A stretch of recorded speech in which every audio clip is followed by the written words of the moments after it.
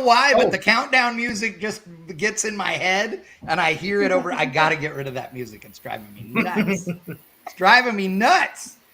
Ladies and gentlemen, boys and girls, children of all ages, it's 7:35, which means we're right on time because the Chad Reynolds motto is you can't make an entrance if you're on time or early.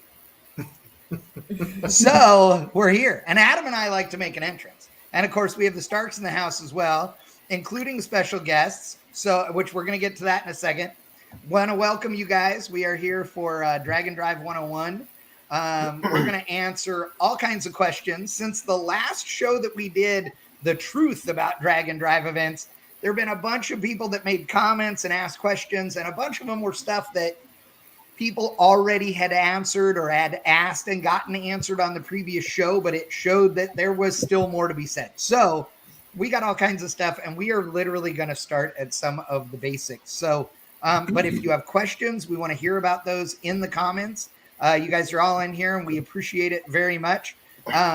We will get to the point where we're going to ask you guys to send questions our way and do that. But in order for us to keep track of them, hold off on your questions for now. We're going to, however, do be involved. We see this stuff. Yes. We can see everyone's comments. So we like that stuff and we feed off that stuff too. But if we're going to do a Q&A kind of at the end, save it for the end.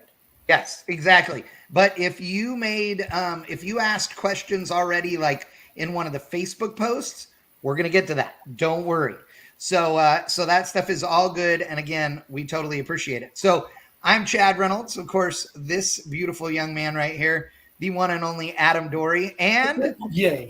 Blaine and Tom Stark, who brought a much apparently better third right here. So this is Michaela. So she's at all the Dragon Drives with us, usually with Mom. And yep, there's Max Jr. right there.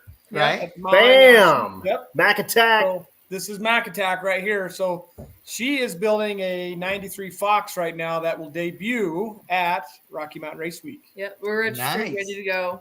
We're working on primer right about now.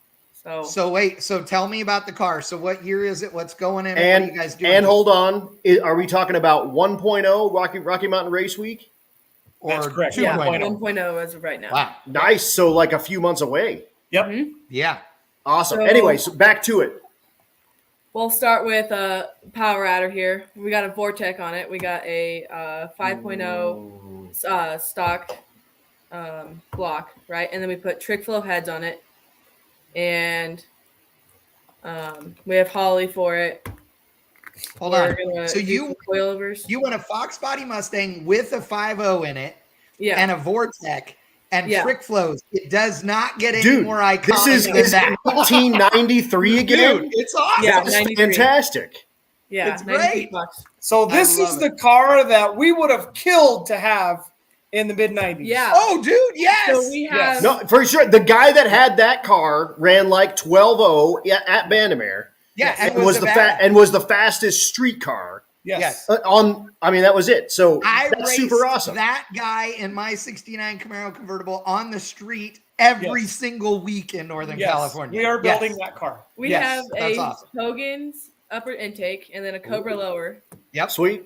Yeah. And Anderson injects. What trans in that car? We're gonna have a TKO. The TKO. Sweet, hanging gears. Okay, I don't know why that surprises me. Hello, the family, but that's awesome. That's so cool. And what clutch in that car? We don't have a clutch yet. What are you thinking? I have Let's a clutch. talk about that. But we will see what goes in it. So yeah. We got a more street like single disc type of thing, or are you going for? Is this going to be like an adjustable long style? I think we're going to start with just a old center force in it with a clutch tamer on the clutch pedal. So, cool. So destroy everything right out of the gate, and then we'll see if we go to an adjustable thing. I don't know. We'll just see what happens. You know. Okay, so for people that are watching right now, which Barn, Wickham, Neil, everybody, thank you so much. Tell everybody what a clutch tamer is. Okay, so I actually have a clutch tamer sitting on a shelf that I'm going to put on my car. So I'm going to actually reach out to you guys for a little bit of tuning help when you get that thing going. We started with the wagon with a clutch tamer, and it worked great. We learned a ton. We just I felt I needed a adjustable pressure plate. So a clutch tamer is basically a gas strut shock that's adjustable, like your screen door has on it. You know, the little knob. Yep.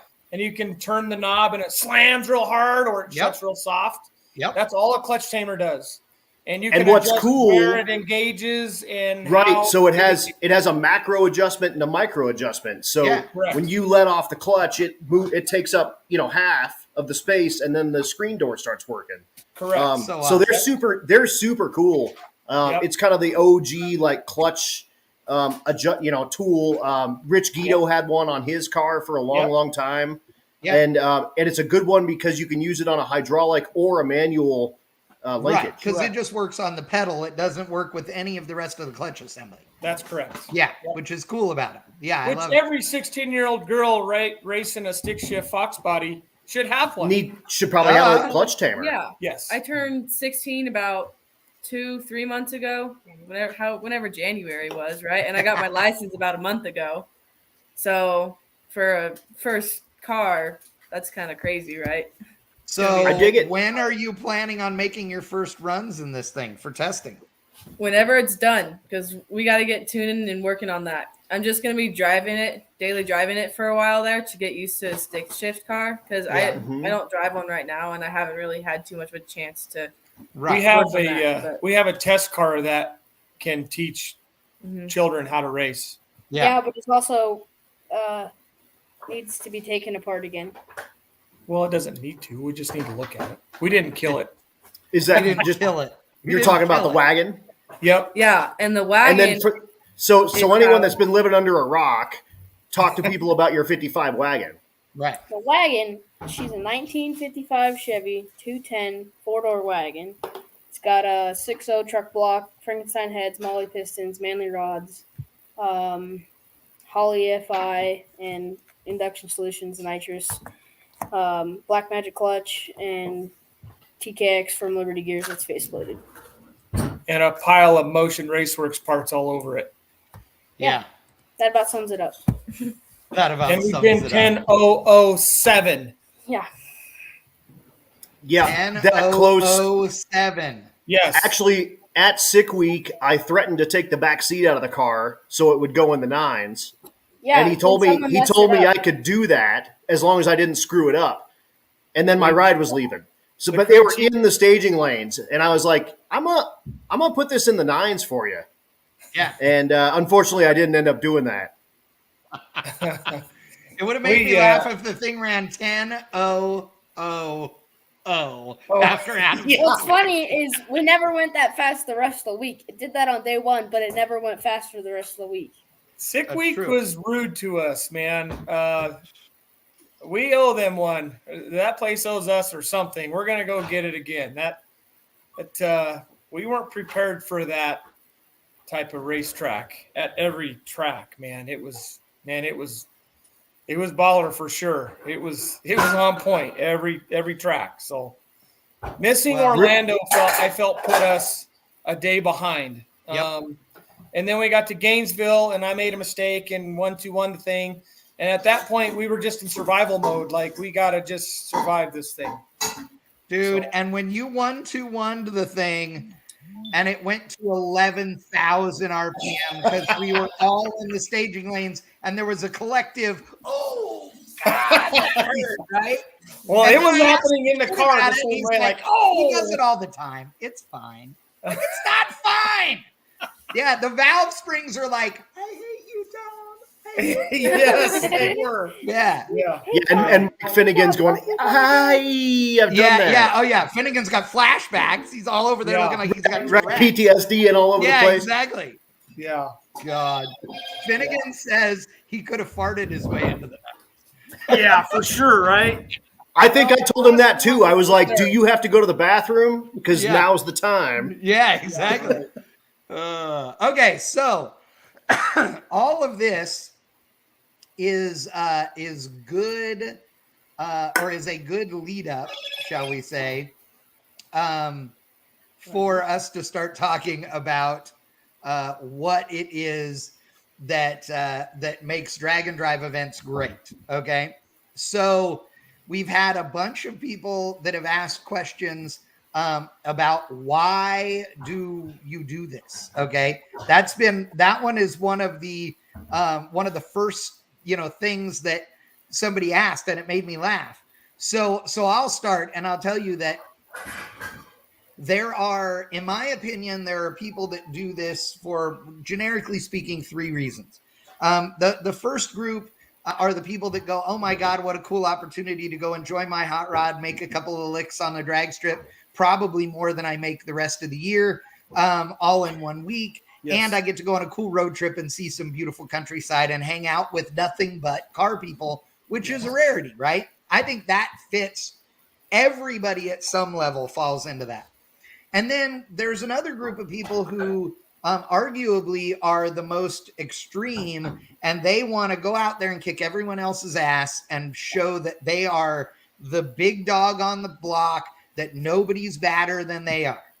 And the third group is somebody that I think falls into my category more, which is, I want to go out there and show that myself that I can do it. Show that this old car can make it down the road and do all of these miles, just like any other car can, right? In order to sort of debunk the people that say, oh my God, you're crazy for doing that in some old car, because they believe that in 1966, your grandfather had to go out and rebuild the carburetor every morning to go to work. And it was just a car, right? It doesn't matter whether it's Tom's 55, my 56, Blaine's 56, the 66, my 69 Camaro, any of them, they were just cars. And starting in 1932, those just cars, most of the time, started up every morning and drove you to and from the grocery store or work. It just is the case. So now, with way better parts, way more technology, and way more trickery, I think it's pretty realistic to say we can drive these things across country, and everybody is proving it.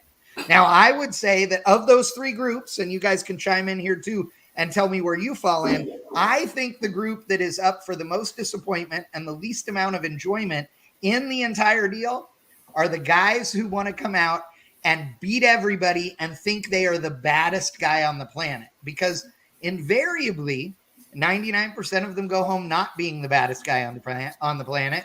And most of those guys either have their tail between their legs or they find themselves in excuse mode.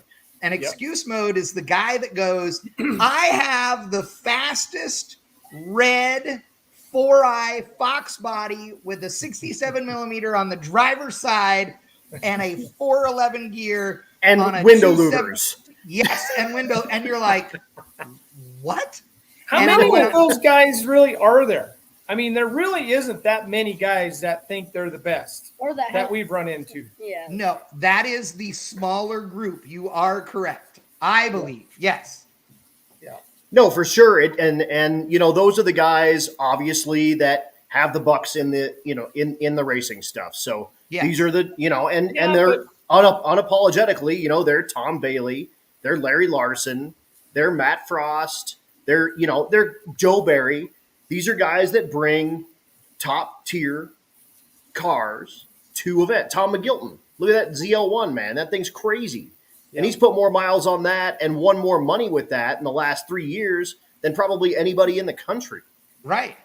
And all of those guys are friendly and helpful as can be, though, too. Right. Totally.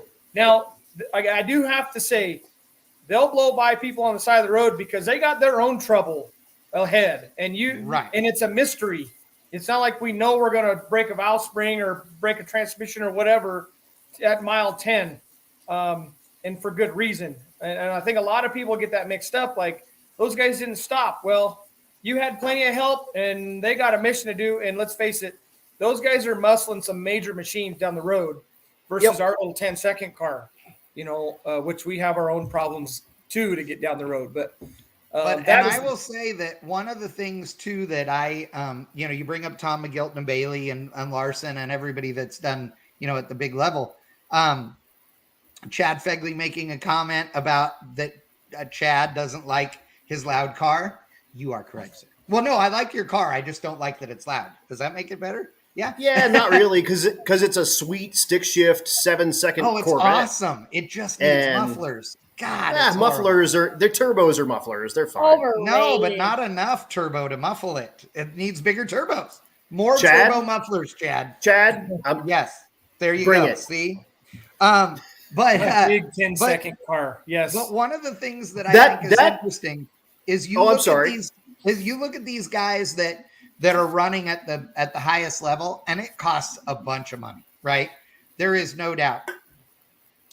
And there are some guys who have competed in drag and drive events who have enough money to build any car they want and do anything they want to do with it. And they could come and mop the field if they really wanted to, right? Right. Because there are a couple of things, and I'm not going to let them out on this episode of the show, but we're going to do a future episode where Chad tells you how everybody's doing it wrong. Adam and I have had these conversations plenty of times. Like ad nauseum. Yes, exactly. And so we'll go over that, but the truth of the matter is nobody has ever attempted to build the ultimate drag and drive vehicle. Nobody. They've attempted to build their ultimate drag and drive vehicle, and therein lies the rub. That is a very different thing, right? So again, we'll go into that more later, but we've got Rich Guido in the house, Bang Ship Billy in the house, saying hello to all the Starks. Our heroes, man. Those guys are badass. We're just trying to keep up with those guys. It's just a bunch of stick dudes on this thing right now, actually. I mean, stick shifters to the front. Stick shifters to the front. Everybody get out of the way. There's 3 stick shifters on this side. Yes. You have a stick shift stock Eliminator 69 Camaro. Yes. Yep. I've got 2 stick shift cars, a CTSV and the Malibu. Yep.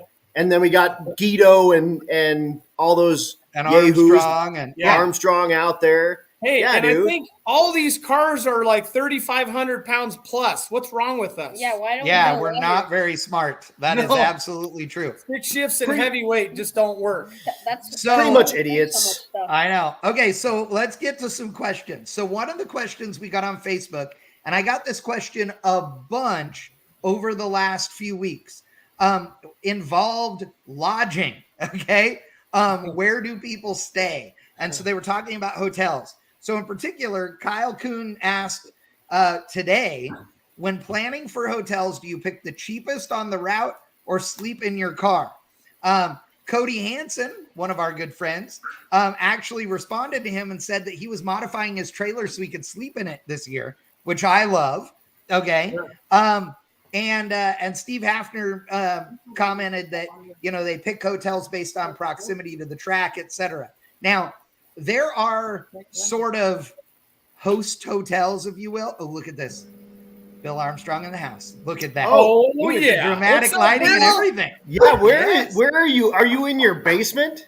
No, that's just the sun. Give it about 10 minutes. It's going to go right behind Mount Evans, and then I'll be in the dark. It'll be awesome. Good. We can't wait for that. We need Rich now. All we need is Rich now. I know. Well, he's on his way. Trust me. But so talking about hotels, we, typically on a particular events there, speak of the devil and he shall arrive. Look at that. Yes. Oh, he's my showing God. off sitting in front of the car too, jackass. Nice. Look at that guy. Shirt. Look at that. Oh, I thought he was going to show us his ass there for a second. He's gonna start it. Yeah, something's happening. Hold on. I'm putting Guido on the big screen. He's getting his orange helmet so he can. Oh, he is. It's exactly what it is. There it is. Hey, if anybody deserves that helmet, it is him. That's Dude, right. You know That's what? right. Rich has worn his helmet for more time than probably anybody ever will, and he hasn't even raced with it on yet. It's all been going everywhere else and wearing the thing. It's been awesome. Oh, he even changed the visor so you can see out of it. I know. I'm going to wear that sucker proud for quite a while. Heck yeah, man. You deserve it, my man. You deserve it. It was awesome. Oh, so good.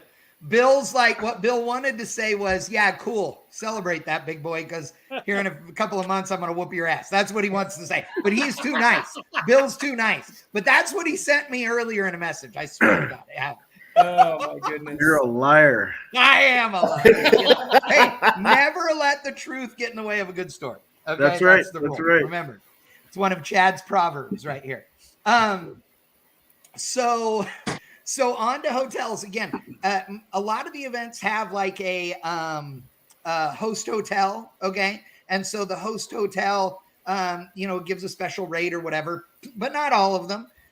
But everybody sort of ends up congregating the same. Now, one of the big deals about picking a hotel is that it kind of depends on the event you're doing. Some events drive during the day and race at night. Some of the events drive all night and race in the morning, then drive all afternoon and all night, and then again. So you end up staying at a hotel either before or after the racing, which kind of changes it. So you need to know what your event is doing. But generically speaking, I know from personal experience, we try and choose the cheapest hotel that's not going to be scary. And with one of the most important things being good parking in a way that's not going to end up with our cars being stolen. That's that's sort of the big one for us. Adam, what about you?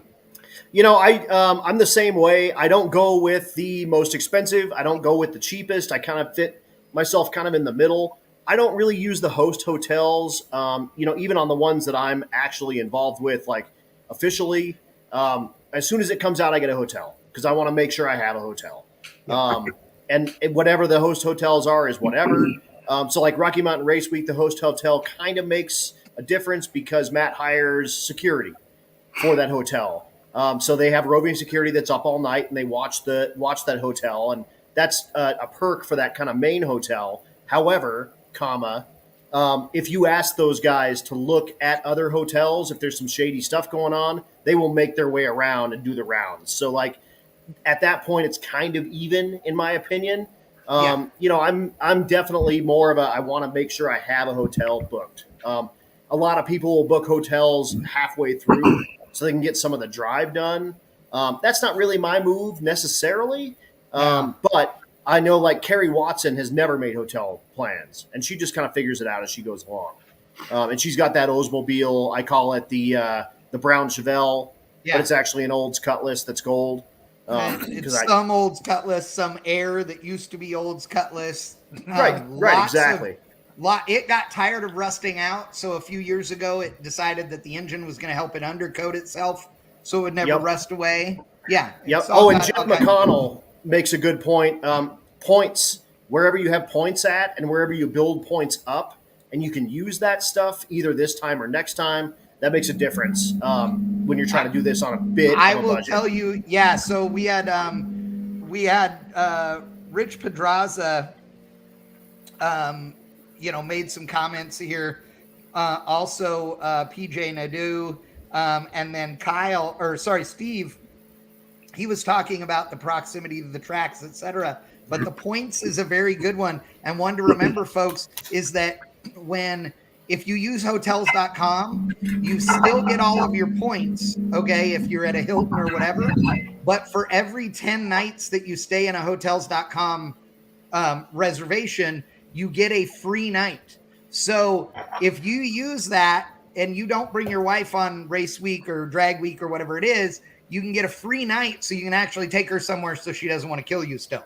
Or she may prefer to go without you and you can still send her somewhere with a good hotel. No, that's true. And so Stevie and I, we do our free night because we do race week 1. We do race week 2. So that builds us up those 10 days right there. Yep. We do our one other day normally in Douglas, Wyoming, and we actually go up and watch racing, and that's where we met. And they do like 5 days a year up there, so we'll stay up there a night, and it's our sort of date weekend. It's awesome. Yeah, that's cool. See, so you got to be smart about that stuff. It's like flying; you got to get the frequent flyer miles. They matter. What about you? What about the Starks? Yeah, you guys bring a lot of people. Well, I know these two chose. Sometimes you don't get a bedroom. How about that? I know these two chose hey, a dude, you're little. lot. It don't matter. You can sleep in the back of the wagon. It's fine. Maybe once. The Yeah. Vandermeer one specifically. The control up arrow got us once, and we ended up sleeping in the Vandermeer pits when it was 100 degrees at night. Yeah, I don't know about them, but I prefer bed. We generally try to park with everyone else. There's usually more than one hotel right around the areas that we stay at. We'll call the host hotel. But I worry about everyone's stuff being safe. And Pueblo is one of the worst that comes to mind that I really am concerned about.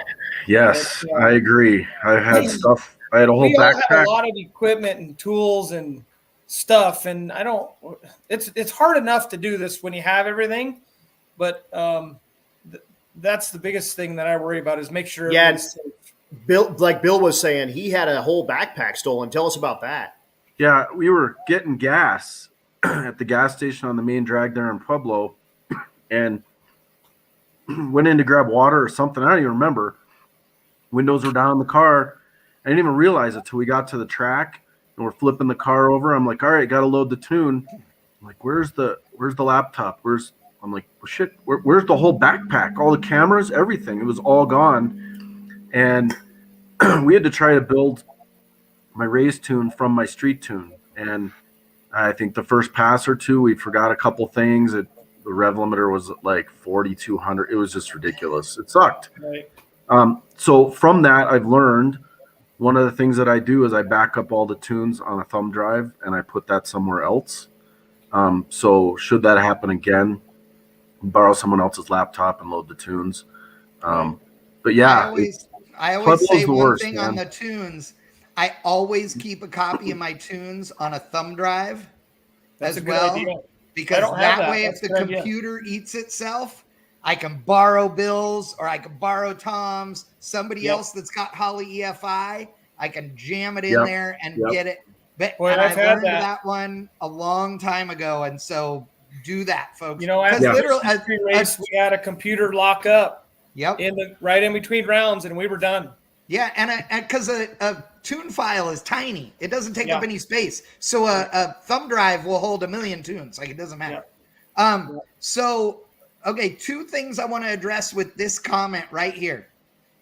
Bradley T. My car won't be done. I'm going to drive along the route in my truck, have a truck bed tent. Do they let you camp?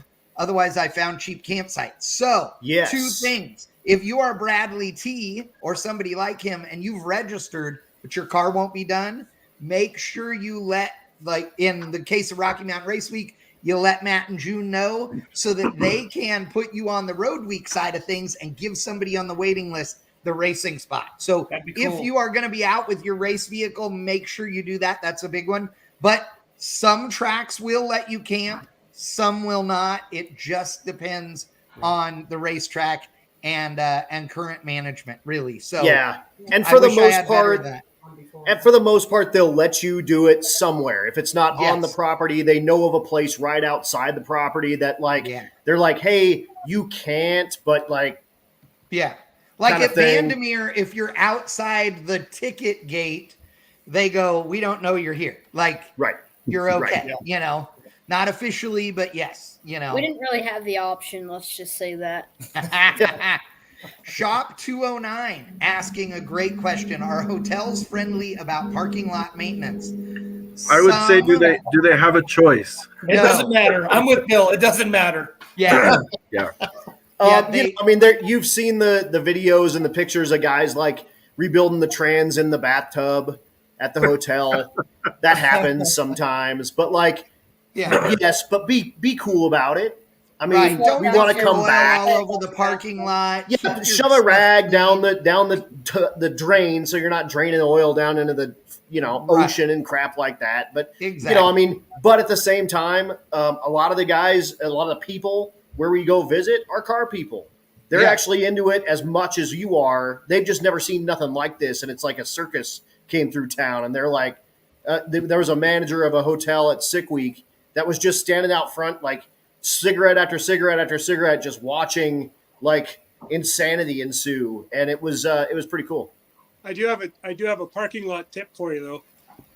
Watch where the sprinklers are before you rip the valve. Yeah. The truth of the matter is that's way more important and has happened to way more people than you realize. That is Yeah, whole valve straight apart, both like everything off. And all of a sudden the sprinklers all turn on, and there's this. Oh yeah, not good. Almost trying to damage the sprinklers. We didn't, of course, but you're putting tarps over top of them. And, you know, Rich, I think an orange helmet would be a perfect thing to put over a sprinkler head. I love you, Bill Armstrong. I love you. Oh my God. Okay. So actually, let's go back real quick, can we? Yes. I want to talk about Rich. How do you do all of your hotels? Because you drive your car, you don't have a truck and trailer. You're the Iron Man, so you've got to plan no kidding. For a 5-day trip, you've got to plan 10 days. How do you do all your plans? Yeah, because I'm driving this thing on the way down, and I really don't know where I'm going to get to. I do no hotel planning on the drive to the event, and then I try to stay at the same hotels as Bill because typically I have a transmission that he likes to borrow parts from. So that's usually... so it's about him. And let me add that. So Rich and I stay at the same hotel as Adam because I always ask Adam for his hotel list. It's kind of like a game of the Chinese phone thing. Yeah. No, it is, but you get guys that you wrench good with. So if there's problems, I've helped Bill fix Rich's car. I've helped Rich and Bill fix other people's cars. With you, just if shit hits the fan, it's good to have some buddies that have some of the same kind of stuff. And that's kind of funny talking about that because I'm an LS guy. Bill is a small block Ford dude. Rich is a Pontiac dude. So we don't have any of the same parts from the clutch forward. Well, but from the clutch backward. If I can interrupt, and this is pretty important. So Rich and I, our entire valve train is pretty much the same. And so spares that he has, other than maybe a few odds and ends, rocker arm offsets and stuff, but the trunnion bearings, which in the past have been problematic. Royce is an excellent example. And that's a funny story if you want me to tell it. So I'm going to tell it. So how I met Royce. It's a super funny story. If you would like to hear it, you want to hear it. Yeah. Please do. Please do. I don't even remember. It was a couple of years ago at Race Week, and Royce, I never met him. I mean, I knew his car. How do you not? But he was thrashing in the parking lot. It was late, and he was pissed. He just was grouchy because he had valve train problems. Trunnion bearings got come apart and everything else. And I walked up and I'm like the other 100 people, hey, what's going on? And he's just like, I got this. And I'm like, yeah, I probably have some of those. And he's like, yeah, whatever. And I came back with a whole bag of trunnion bearings. And he was like, oh, you're my best friend. Yeah, and you're like, they're $100 a piece. No, they were $3.99. And he gave me his rockers, and I started pounding the old ones out and the new ones in. And then Lewis helped us out the next day and refilled my stock and gave him a whole new set of them. So, and I actually think that's the night that Rich had the cam sync issue. Oh, that was the sprinkler night. I believe that was the sprinkler night. That was the night we had his whole car torn apart. Yeah. Yes, and that ended up, well, Rich can tell us. I think that ended up being a bad plug or wasn't plugged in or something, right? Yeah, it was a bad connector on a crank trigger. Yeah. Yep. Yeah. And we had the whole top end of the motor apart trying to figure out this freaking problem that was not that at all. Yeah, it was crazy. Hey, I want to say a very special shout out to the Renneria brothers who are in the house, Sean Renneria and his son Jake. I hope Mike is watching as well. Michael, we hope you're doing all right. The Rennerias from my hometown in Morgan Hill, California. And awesome racers. 4-door Plymouth Valiant. Yes. Cool. I was going to say, they have a 4-door Valiant. Yes. Dude, it is bad to the bone. They are it is. And all of them have been bad to the bone. Oh, dude. Everyone. Yes, you're right. Because there have been a bunch of 4-door Valiants. Yes. And they are an amazing family. This is a Pro Mod 4-door Plymouth Valiant, by the way, and that runs 3 second 8 miles, and runs in the 5s, obviously, in the quarter, and it runs 250 mile an hour. It is bad to the bone. So it is super rad. They are the best. That's like 275 kilometers, Rich Guido. No, that's like 500 kilometers. 5,000 kilometers, Rich Guido. 11,000 of them. Okay, hold on. So somebody said, here's the funny one. Don't listen to Charles Wickham. He says, get a handicap bathroom with a walk-in shower so you don't have to lift the heavy parts. Funny, but don't do that. The other thing not to do at your hotel, don't do burnouts in the hotel parking lot. It just makes everybody look bad. We're all over street burnouts. Like, I have no problem with that. But let's be smart about where we do those as opposed to in the hotel parking lot. Especially don't be the idiot that does them in the hotel parking lot before you get to sleep there. Or they may invite you not to sleep there. So, yeah. Okay, so moving on from hotels to trailers. So,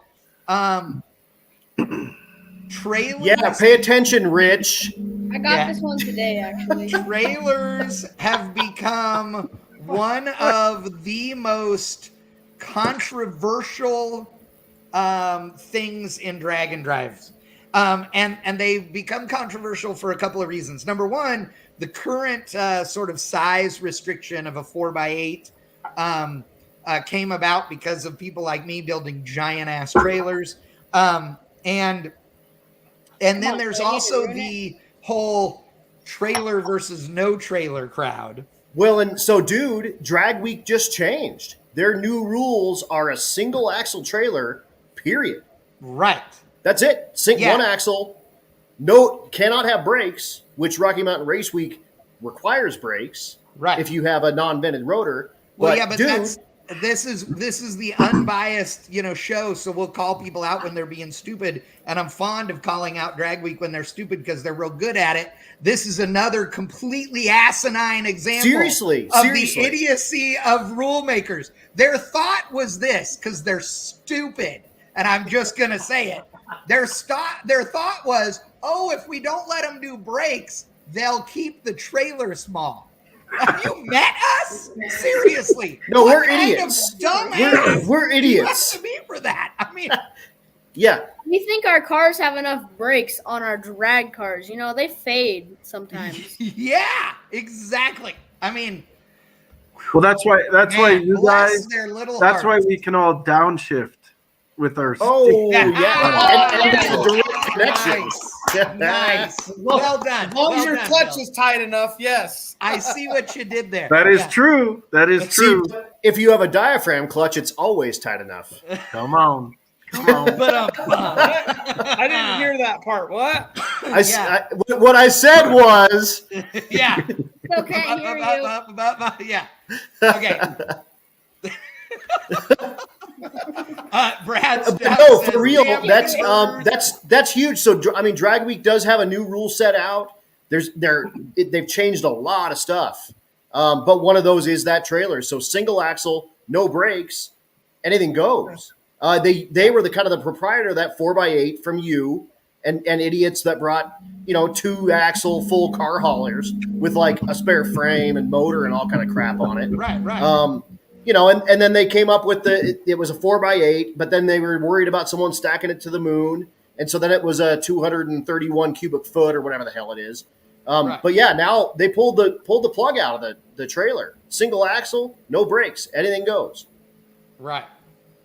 Well, I believe... You know what I want to see? I want to see somebody do a single axle, but with tandem tires on each side. Dueling. Yes. That's an idea. I've done it and got told I couldn't by Drag Week because they weren't smart. So the deal is you put the tire on your trailer that is about 2 inches taller, okay, than the tires that you run as your front runners on your car. and then you take your front runners and you bolt them to the outside, okay, of those, and it keeps them up off the ground, and you can run down the road on real tires instead of skinny front runners. Or you could do your drag radials that way, whatever. But they put the kibosh on that because they were the trailer Nazis. So they went from being the trailer Nazis to the let's let everybody. You guys can just do whatever the hell you want. Good. My God. Again, trailers are fun. I enjoy looking at everyone's trailers and building our own and outfitting it. Like there's always when we come back from every event, we have a new thing to do to our trailer. Yep, and that's no joke. Like your trailer is almost as cool as your car because of what you got and how you set it up. And you want to talk about a cool trailer? Bill has maybe the coolest drag and drive trailer in existence. Demand. Tell us about your trailer, Bill. Well, I upgraded from I had just a 4x6, one of those white box cube trailers. Yeah, and I got tired of it breaking. I had the tongue fail twice. One, we were driving down the road and might have been going a little faster than the speed limit. And we passed a bunch of race weekers, and then they came flying up next to us, and they're like this. And they said, your trailer's going like this. We got out. We couldn't figure out anything wrong, so we kept driving. And then I saw the front of it come up, and we got out, and the tongue had cracked on 3 sides and was just like a hinge. And we pulled into this farmer's place, and he was a welder, and he fixed the whole thing up. But I sold that trailer, and then I built it's an aluminum trailer. It's 4x8, but it has a lid that opens like this, and then it's like a giant workbench if you need it. It also has a solar panel with an inverter and a battery, so we have power and lights, charge up the cordless tools, whatever you need. Bill's trailer is the flip top version of mine. My trailer that I've designed, I haven't built mine, but I designed mine, is the same idea, except my whole lid slides back instead. Nice. Yeah, so same result, though, is the workbench top, which is the only way to go. Yeah, and then most importantly, so I built this with 15-inch wheels, and we used 10-ply tires on it, because forever people are having, bearings burn up on the trailers when they use those little tires. They're spinning like, I don't know, Mach 10. Yeah. And then they use those little cheap Chinese tires. Well, and Bill, you also do go like about 100 miles an hour everywhere. Maybe. He has 6 gears. Hello. Maybe. That's right. But that's because you're following me. Not to use 5 and 6. Right. Those poor bastards don't get to play at the drag strip, so you got to let them eat on the highway. That's right. And I will say I'm rebuilding my transmission, and 6th gear is going to be just like Rich's now, to be a 0.5 instead of 0.5, baby. 0.5 gang. Love That's it. right. That's right. But that's what's in my car. So 15-inch 10-ply tires. It does have trailer brakes, but I haven't used them. And I wasn't a real big fan of wiring up a whole brake controller. And they now make a Bluetooth brake controller. It's pretty crazy. I haven't actually used it, but if I need to, I will. And I think that's Once it. You actually put trailer brakes on your little trailer, you'll go, wow, I should add these all the time. Because if you do it right, like on the S10, we didn't actually use the brakes on the truck probably half the time. Half the time, we just lift off the throttle and reach over. The trailer brake controller is on top of the dash on the left side, and you could literally just grab the lever with your finger and just put a little tug on the truck to slow it down on the freeway or whatever without even getting in the brake. So you will learn to love it, actually. Yeah. So, and then, of course, painted it to match the car, and the wheels hubcaps have hubcaps just like the street tires. So, it's a sanitary installation. It's badass, is what it is. So here's the thing to remember, though. Let's give some people some pointers on their trailers. Your trailer is super trick, but you can get started with a very basic trailer. In fact, I would recommend that you rent a trailer your first time. And the reason that I say that is because if you're not going to be a lifelong drag and drive participant, then you don't need to own a trailer to do this. And you don't want to build a trailer without knowing what really is going to be great. So what you want to do is rent one. Then you go on your favorite drag and drive event. You take tons of pictures and ask everybody what they love about their trailers. Take a tape measure. You hold the tape measure out and take a picture of it to get measurements. Then you go home and build yourself your dream trailer. I would suggest keeping it fairly modular so that you can make changes as you go along and you don't have to just completely dissect everything. But of course, if you are a station wagon person, you also can get away without having a trailer. Speaking of station wagon people, Starks, what do you guys use for trailers? Yeah. So we have, what is it, a 4x8?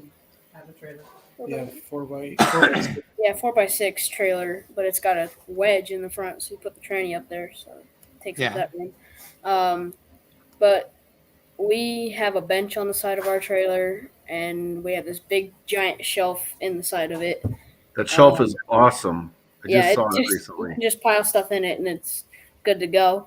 Yeah. And then we take this giant tub that holds a clutch and a few other things. Wait, don't forget you have those pneumatic jacks for the car and air in the trailer. Like it's pretty ridiculous.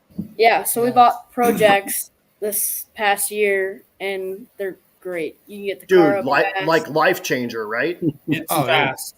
That's Pro what we Jacks are everybody with a really, really hardcore car that's a big tire, pro mod style car is always going to have those. It's what every professional drag race team is using some version of a Pro Jack.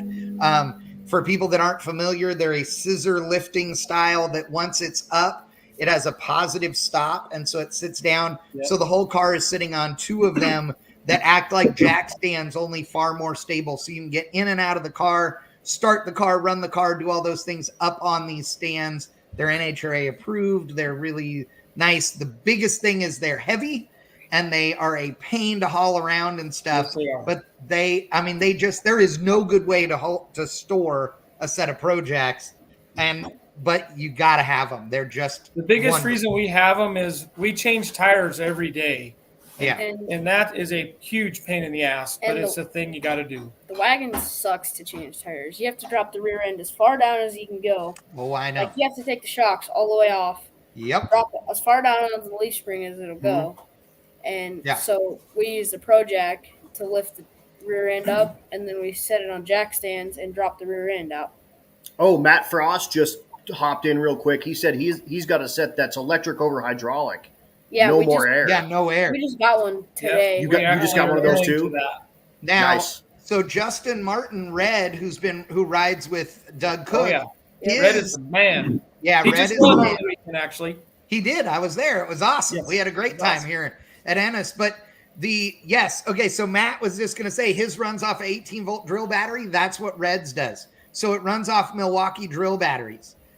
Works like a champ. It's really, really cool. So yeah, we use Milwaukee stuff, so we should look into that, I guess.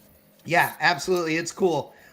So a couple of things though. You should rent a trailer. If you have somebody that you know that has a little trailer, borrow one and then go buy totes.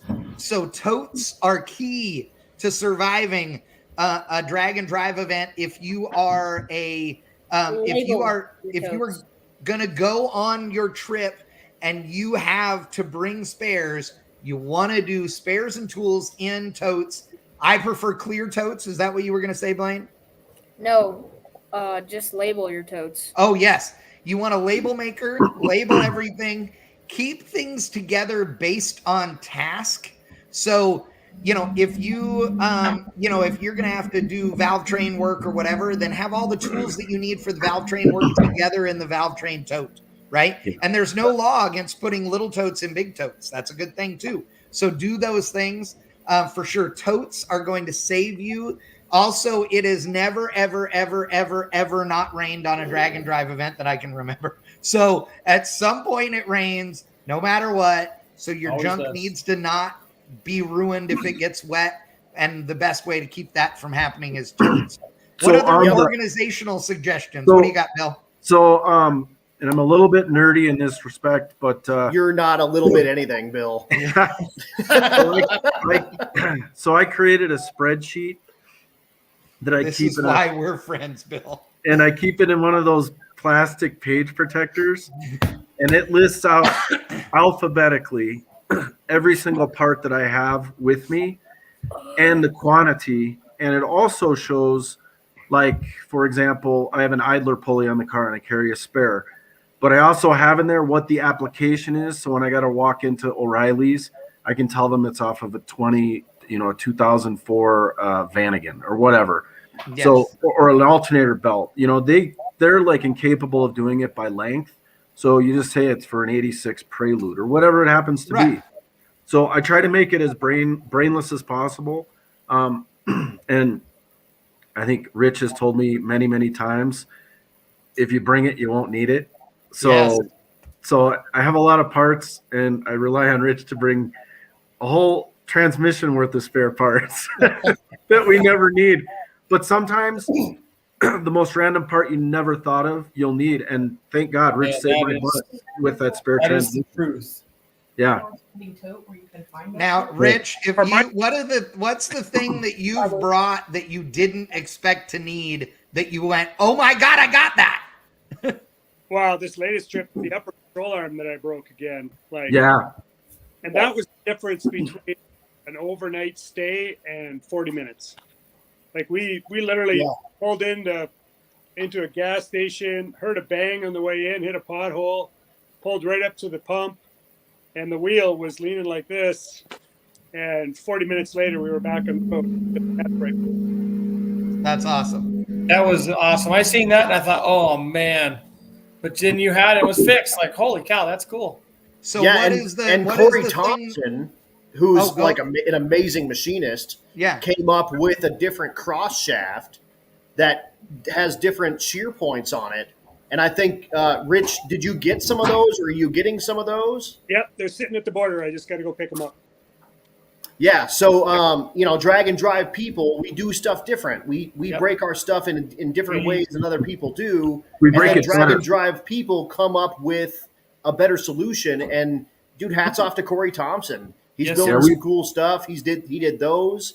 He's doing different tops for those Brian Tooley eliminator intakes for an LS engine, and to incorporate a blow off or a burst panel in the back of the thing. So I mean, these are just dudes that come out of all this stuff and help each other out, and it's just, this is the coolest community ever. So Jeff McConnell just said we just did Sick Week with no trailer in the quickest and fastest NA baddest NA streetcar on the planet. And you know what? I'm glad you said that, Jeff, because that's the other thing to remember. You don't have to have one. Okay. It depends. We ran without one. We ran without one year. The good news is it all fit in the car. The bad news is it all fit in the car. Yeah. Every day. Yes. And so what we did, like in Daphne's, and Chad, when it rains, all your clothes get wet. Why? Because they're all yard sailed out. Oh. Everything is out. There's you can't shovel the stuff in the back of the wagon. Well, you can shovel all fast you want, enough. but if you're so that's why you got to do what we did. So Daphne's car, I built a tray that went in the whole back of the wagon. Everybody remembers that, and it had casters under it, and it rolled into the back of the wagon, and everything went in it. And what you did was you drug it out the back of the car onto the tailgate and made the back of it go past the tailgate. And it had legs that dropped down. The legs dropped down. Then you lifted it up, pulled it out a little further. The second set of legs dropped down. You lowered the air ride out of the car and drove out from under it. So then not only that, you had shade. You could lay under it if you wanted. We'd put a tarp over the whole thing if it rained. So you can, but again, that was a car with no roll cage in it too. So that makes it easier. But there are a lot of ways to go, and you can pack stuff. And here's one thing to remember too, to everybody that's out there. You have to be smart. And when I say smart, I mean, think a little bit. There's no reason to bring more than one day's change of clothes on one of these events. And the reason I say that is not that I don't bring all my clothes, but you don't have to, because there's a guy in a brown truck and a guy in a white truck and then some lady that comes up to your mailbox every day who will ship you your shit to wherever you tell them to ship your shit to. So if you want to, you can send clothes to the hotel every day, every other day. You know where you're going to be. You get there, you unpack clothes out of the cardboard box, take your dirty, nasty clothes, put them back in, pull the label out of it that you already packed in there with it, seal it up, hand it to the people at the front desk, and they send it back to your house. I don't pack shirts. I buy people's shirts at the racetrack. Why a ton of people have shirts. The Starks have shirts. Bill has shirts. You just don't pack shirts. I just pack my own pants. Right. And I just run through those, and I just buy shirts. Well, it depends. If we're talking about race week, I'm talking 1.0, and it's 7,000 degrees. I may pack pants, but that doesn't mean I wear them. We know. So there's one other thing on the trailer that I thought of, that if you're building a trailer from scratch with axles, it'd be a good idea to use the same bolt pattern on the trailer wheels that you use on the car. 100%. Because if you have to throw a spare on it or your front runner to get down the road or vice versa, you don't have an issue because the bolt pattern's the same. Yeah, so that's a good point. So Biggin on Eric Yost's trailer uses a PT Cruiser dropped axle for his trailer axle.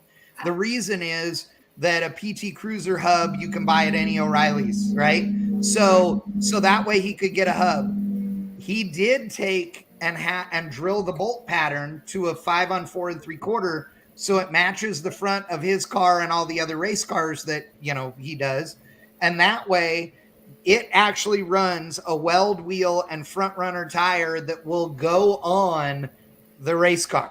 So like you said, Bill, if there's a flat on the race car, you just pull the one off the trailer, right? And you can still make it racing or whatever. You got choices is the point. Yeah. And so for sure. It will definitely help you. Don't forget about being creative and using stuff that makes sense, right? I mean, that isn't going to cost you a bunch of money. And parts availability is a key. We mentioned this on a previous one, and we talk about spares, but you're never going to bring every spare you need. So here's one thing to remember. If you put I'm going to use Power Master as the example because Adam knows why. This happened on Sick Week. So I use Power Master alternators. They're awesome, right?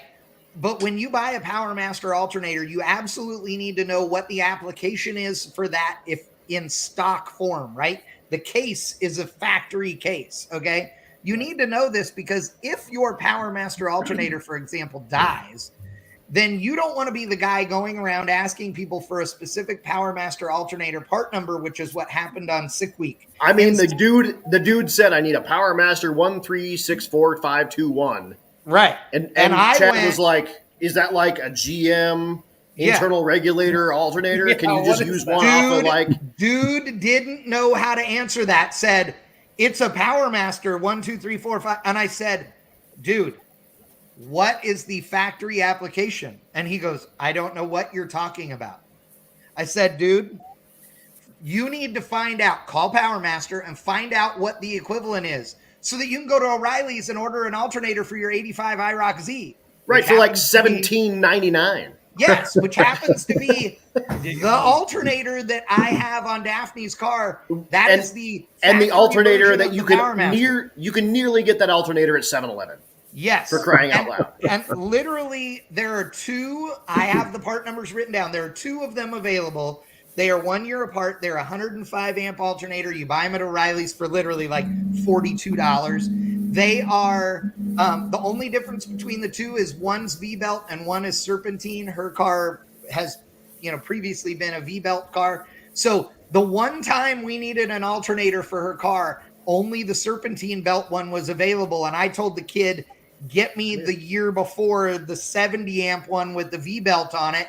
Bring it over here. And I used my impact gun, changed the pulley out on the counter, handed it back to him and said, send it back and tell him it's wrong. And he was like, okay. And we were on the road. I mean, we spent more time in the parking lot eating lunch than we did fixing the alternator. So make sure you know what the stuff is. You know what I mean? That's the big deal. Tatted Sailor, it's 5 on the Switch. I've got a tune now. Oh, I don't delete tune. The trans delete tune. That's a good one. I like that. The other one to remember is some of that construction stuff has good bearings in it and good wheels on it too.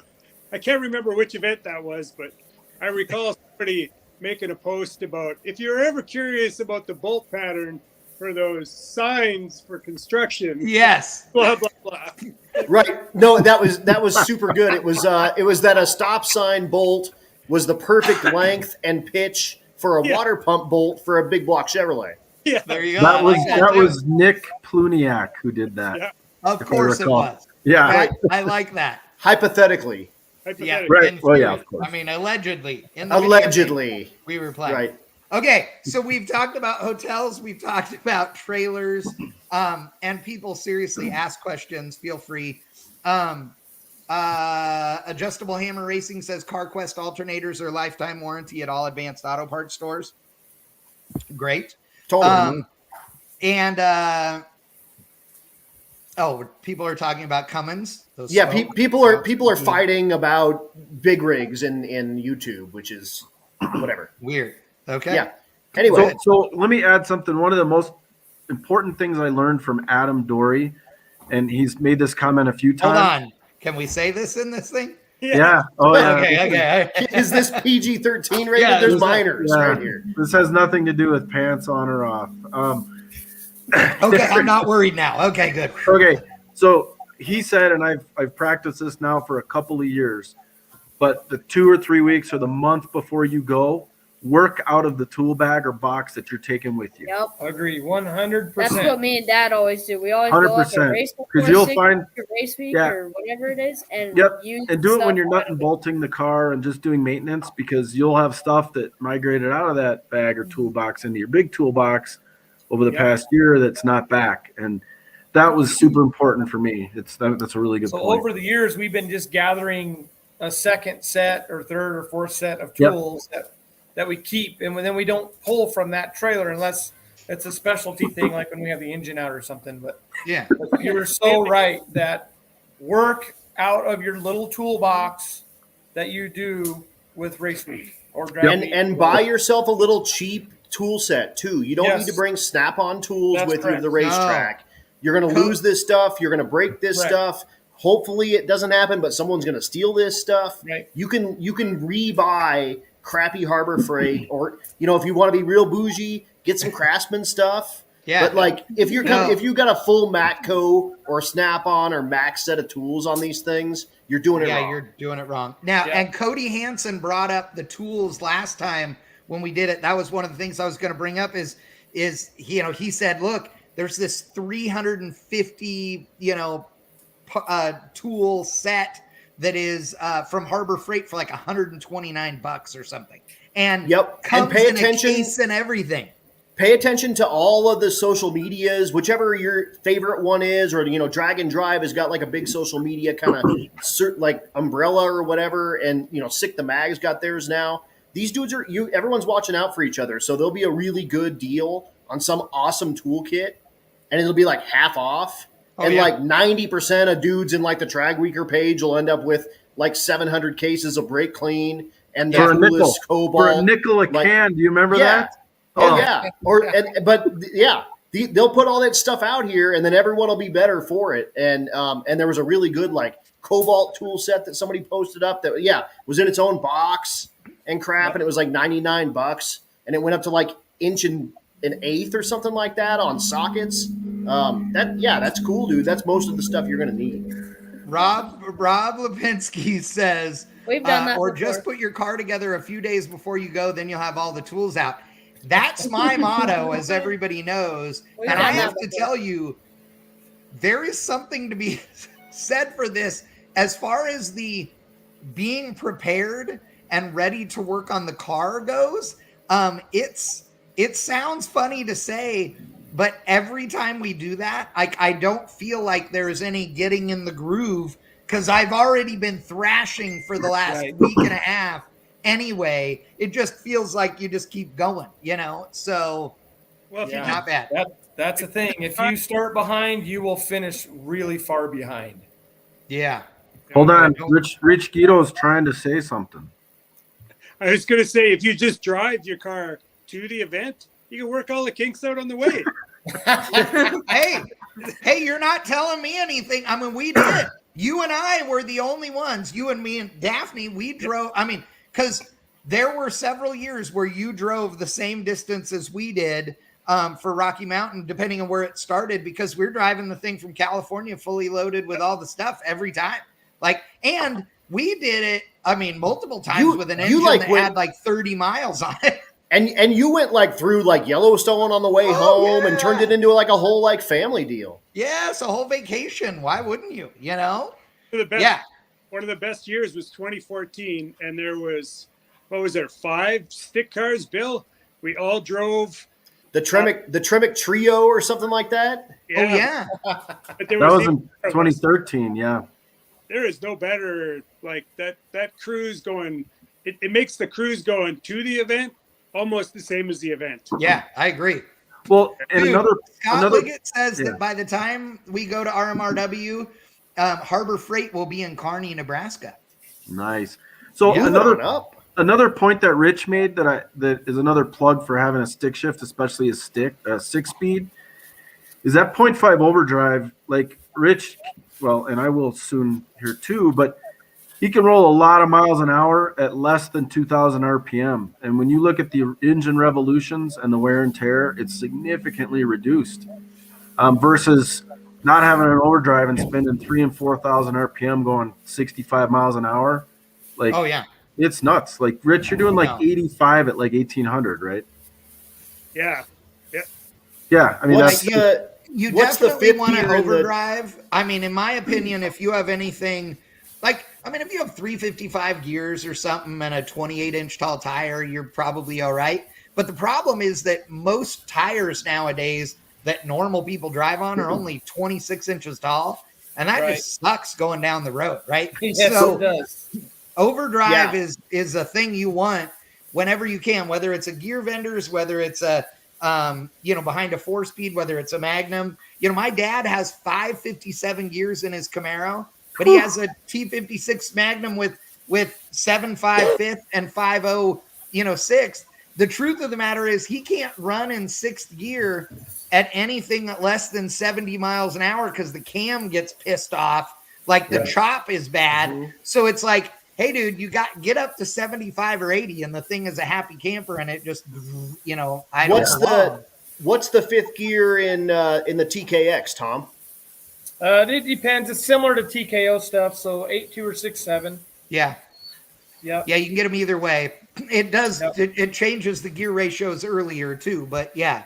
But either way, they're good. I mean, and a 700 R4, a 4L80E, all of those have an overdrive that's in the 0.8 to 0.65 range. No matter what you get, right? And whether it's an AOD or any of those, they're all about that. And it makes a big deal, a difference. I mean, big difference. Well, you have that. You've got the automatic guys, especially the 3-speed dudes. You're running the, super slippery converter. You got a 1-to-1, 3rd gear. Yeah. And the thing's just making heat. And that's the biggest thing I noticed when I switched over to a stick car is, especially on this drag and drive stuff, the heat inside the car is so much lower. With the stick shift. It's insane. Automatic guys. We should probably talk about one that said hi to us.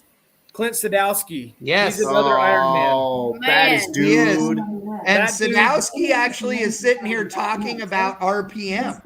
So it was perfect because he runs a 275 60/15, which is a 28-inch tall tire with a 350 gear in the 9-inch in his Camaro. 70 mile an hour is 2,800 RPM. Not horrible. No. But that's, you can live with not that. Great, Plus, but car it's a goes 350 gear and a tall tire. You got to think about the tall tire. That's key. Yeah, exactly. And like you were saying, a bunch of these cars are built for kind of 26-inch tall, street tires, it's kind of tough to find that 28-inch tall street tire. So a lot of those guys don't take that into account, especially a new guy. They'll just come out and whatever, this fits and it's fine and it's got all the suspension. Well, yeah, but it's buzzing down the road, 3,800 RPM. Yeah. And that ain't it. So Brian Ragsdale has a great question, though.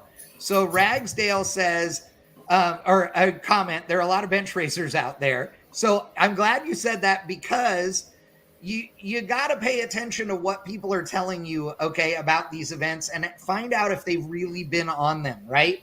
Good constructive ideas are important, and they will make you think, and they will make you choose the combo you need. But be careful, right? If somebody hasn't been on one of these events, they may not know what they're talking about. So definitely ask them. Now, Justin Conrad is asking, how much spare fuel do you guys typically carry? He says he uses an E85 combo that's non-flex fuel setup.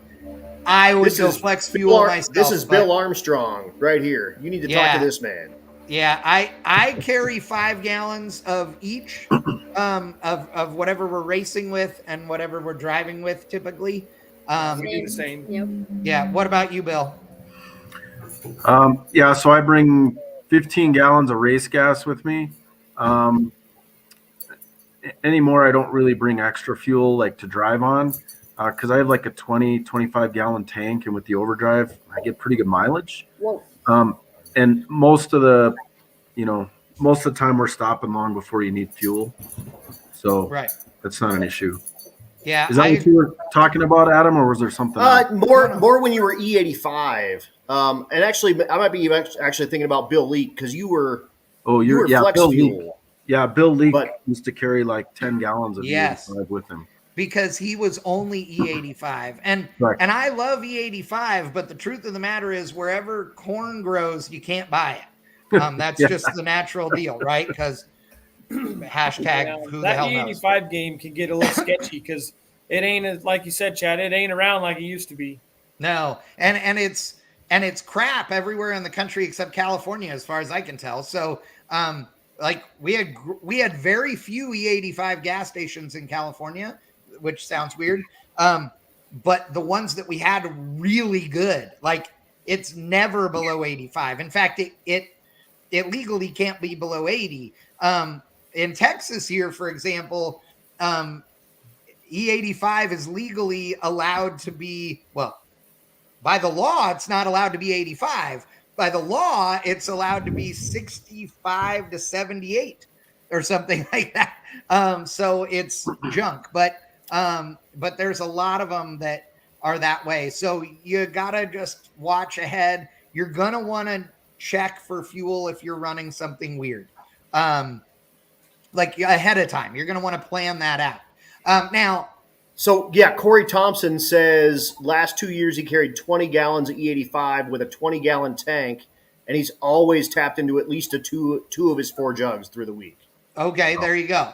Now, and some events allow you to have fuel carried for you, but you need to use that fuel. Like, so for instance, let's say my car ran an E85 and I had Adam's, fuel carrying service hauling my fuel around for me, then I would be able to drive along the whole route, and I could refill from my own stock in Adam's truck as long as I did it at a gas station. So I still had to make it to a gas station just like everybody else, and Adam could be sitting there waiting for me, and I could put fuel in it. That's okay on Rocky Mountain Race Week. It's not necessarily everywhere else, but so, you just want to be careful. But the other thing to remember, like, just get the flex fuel sensor and the setup from Motion. There's just no reason not to.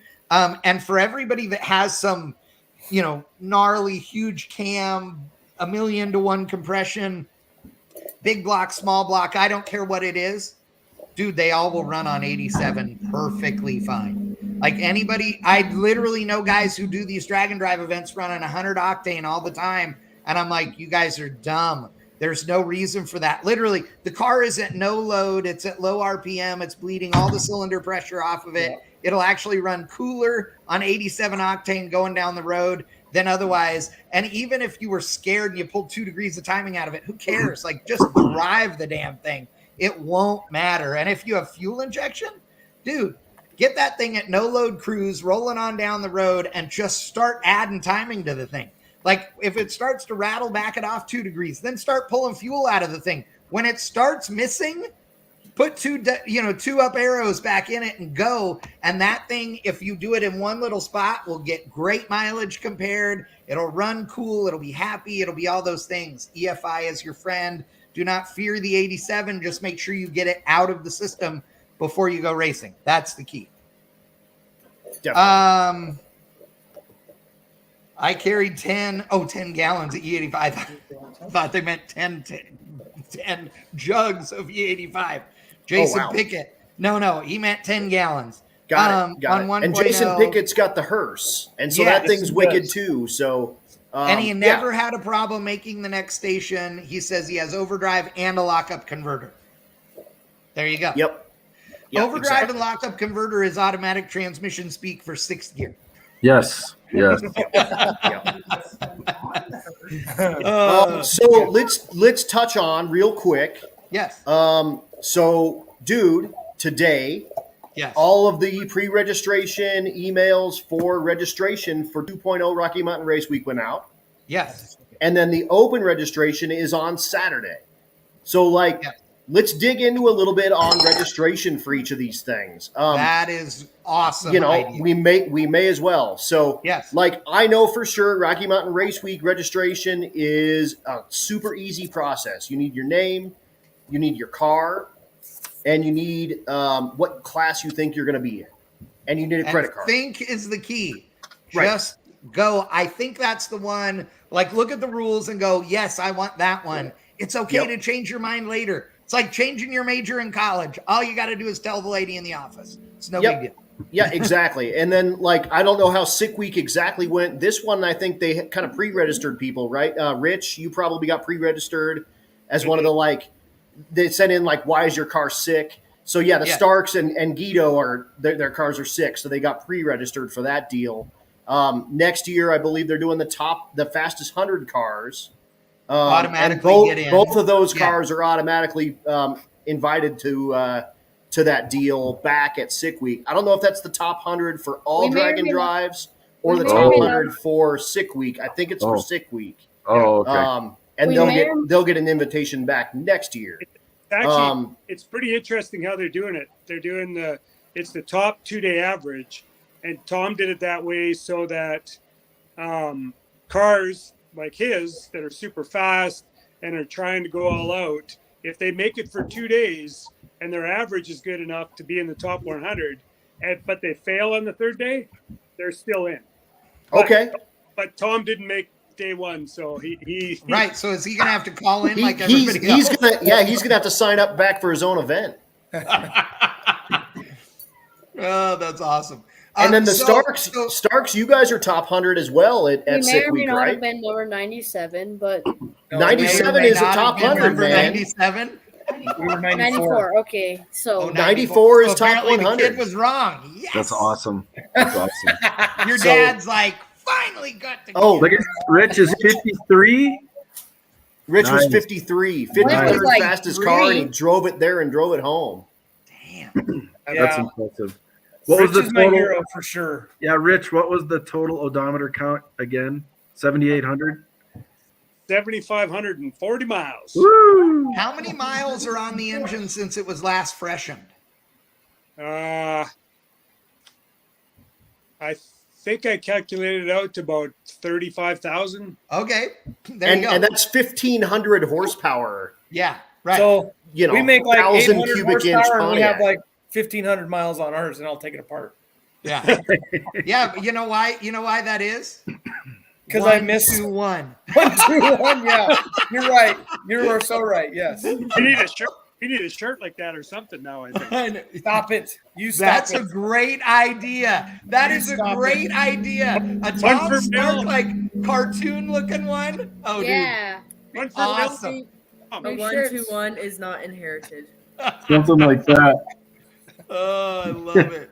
That is great. No, we're fixing that right now, so that will be no longer. and then Drag Week is sold out, and they sold out. Like of course, always in a few minutes, and it was weird because there was weird controversy about how many minutes it was. Oh my God, it took 12 minutes. It's going out of style. No, dude, Drag Week's going to always sell out. That's some of the deal. It is what it is.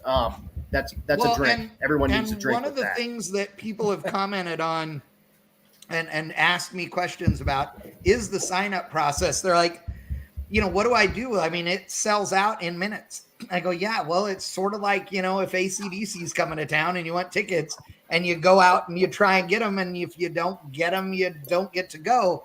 The difference is that nowadays there are more of them than ever before. So whether it's Midwest Drags or it's Rocky Mountain Race Week or Drag Week or 2.0 or whatever, you can find an event to go to. And the big thing that I would say is, on Rocky Mountain Race Week, we started Road Week where you could just follow along and be part of the crowd. Okay. And Sick Ward. Yeah, and now we did it on 2.0, and then Bailey said, I want to do that too, and they call it the Sick Ward. You know what?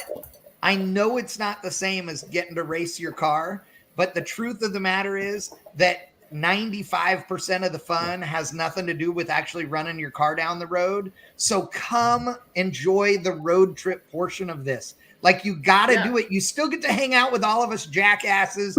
You still get to laugh and have the fun, right? You still get to save somebody on the side of the road or whatever. I'll tell you that if you talk to Newbern, he'll tell you that he had just as much fun this year doing Sick Ward in the 57 as he had racing with Finnegan at all. So, and there's a jillion people that go to a power tour. I did a long haul in 1999. Yep. It's the same exact thing as power tour. Except that it's not the crazy long lines to get into the event. You actually have a shorter line than everybody else to get into the event. Right. And you get to park with all the racers. You're rubbing shoulders with Tom Bailey. You might get to get a Bill Armstrong autograph or something like that, and he will sign your stuff. Buy a shirt from him, he'll sign that thing, I promise. And you get to go down the road with all of the car. There's no, it doesn't matter. It could be Alex Taylor and Rich Guido, and then you and your Camaro or whatever. And it then could the starts. Anybody. Anybody that pulls the stuff out and you're hanging out with them, they're cool, man. Everyone here is cool. Everyone's doing this for their vacation, and it's totally freaking awesome.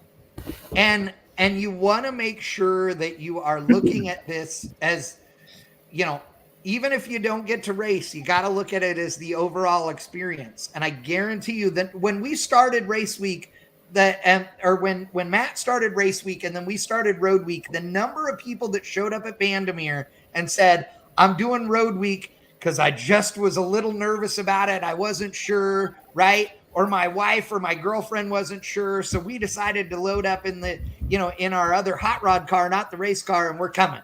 And those people go, oh my God. And they had a great time, right? That is, man down. Uh-oh. Did you see that look on his face? I think that was Klaus. That was his dog. Took out the computer right there. Did you see that look of?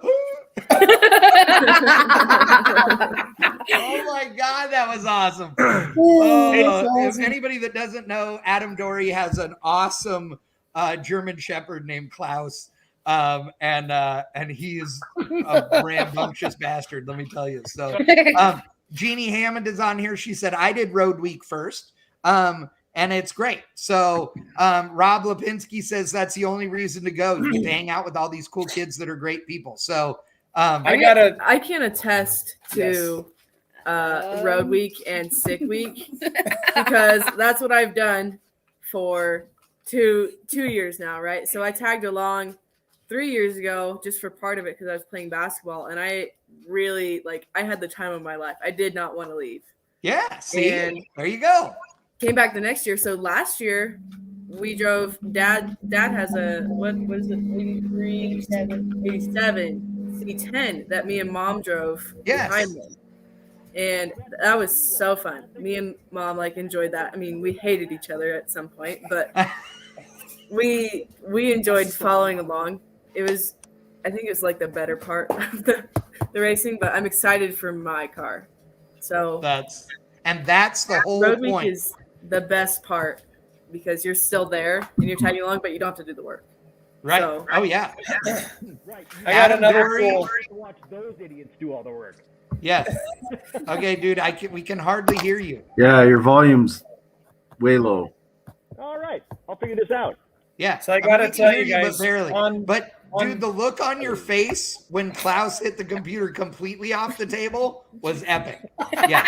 It was. I'm actually gonna go back and on the recording. And what time is it? It's 9 o'clock. So we've been live an hour and a half. So we can screen grab that because it's gonna get to be your profile photo. Yeah. Yeah. Yeah. That'll be awesome. God, that's hilarious. Okay, so we've been doing this an hour and a half. We've covered some good things. There are tons more things to talk about. But still, oh my God, dude. Jeff McConnell, my car was a 6,800 stall on a 275 tire with a 430 gear and no overdrive. Ouch. I cornered. That's Jeff McConnell, right? I can't see the comments. That's good, Adam. Can you hear me? Everything's cool. Yeah. Yes. Yeah. Now we got. No, that's Jeff McConnell. It's gotta be. That's Jeff McConnell's Malibu. And I cornered him at Sick Week, and I said, "When are you bringing that car back out?" And he said, "I'm never gonna bring that car back out." So I told him, "If you're not gonna bring that car back out, then you better sell that car to me." Oh, dude. And he said, "I can't sell that car to you because it's a total pile of crap." And I said, "I don't care. I'm buying that car." So, Jeff, sell him the car. Dude, I've known Jeff for a long time. I don't know. Jeff, when was the first drag week that you did? Mean,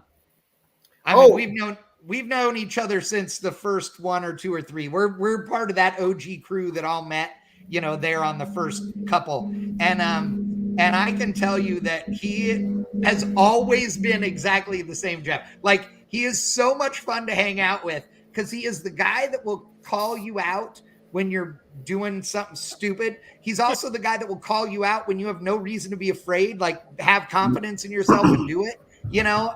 It's good. It's really good. Big shout out kind of down that road to Dominic D'Amato. Yes. He is posting some like cool old school throwback photos on the Drag Weekers page. Yes. And I am in nostalgia heaven because the reason I wanted to do any of these dragon drives, this dog's going to do this again, I promise. But the reason I wanted to do these is I read Hot Rod Magazine, man. Yeah. These dudes like Tim Reed with that Pinot and Jeff McConnell and, Doc McIntyre OG days and, all those dudes that kind of brought their stuff out of the woodwork made me want to do this stuff. And it's so cool watching that kind of blast from the past. Super cool. Thanks so much, Dom. Dude, so Adam, I have a quick question, Adam. So we got a glimpse of Klaus's face. What is he chewing on? He's got like a big, gigantic rubber ball. Oh, okay. It's not the same thing as the other day. No. That's all we're gonna say. Okay. Yeah. So, Duke, if you know, you know. Yeah, exactly. Right. you know. Yeah. It's such a Richard thing. Oh yeah. Duke Smoke Our Garage said, "That's extra good right there." Oh, this is why we're friends. You guys. I got lucky. Kids are here, you guys. Calm down. They don't know. I know, right? I got lucky and got to be a co-pilot for my first experience. Dude needed a co-pilot, and I was like, "I'll do it." I already had my time off, and my car was nowhere near ready to run. It was the best time ever. Now, and that's a great point, man. If you have a car and you're signed up and your crap ain't going to be ready and you know it ain't going to be ready and you maybe don't have anything else to bring, reach out to these dudes on these social media deals. And I guarantee there's a guy riding without a passenger and he will take you. Yes. All you have to do is like probably cover half the hotels. Yep. That dude already has the gas and stuff already planned. Right. So whatever, Pay dude, for your food go, and half a hotel. Go for that and go have fun, man. It's Yeah. so much fun. And then you, as the kind of driver, get to bring a guy in that's totally green and show him the inner workings of all this stuff. And, you know, go meet dudes like Rich Guido that, like, I mean, the Starks. Are you kidding me? Like, people that you only have seen on social media stuff. And all of a sudden you're standing next to him and you're like, dude, this guy's famous. Oh well, and one thing to remember too, Wickham is bringing up, what if you're going to go to more than one event for the year?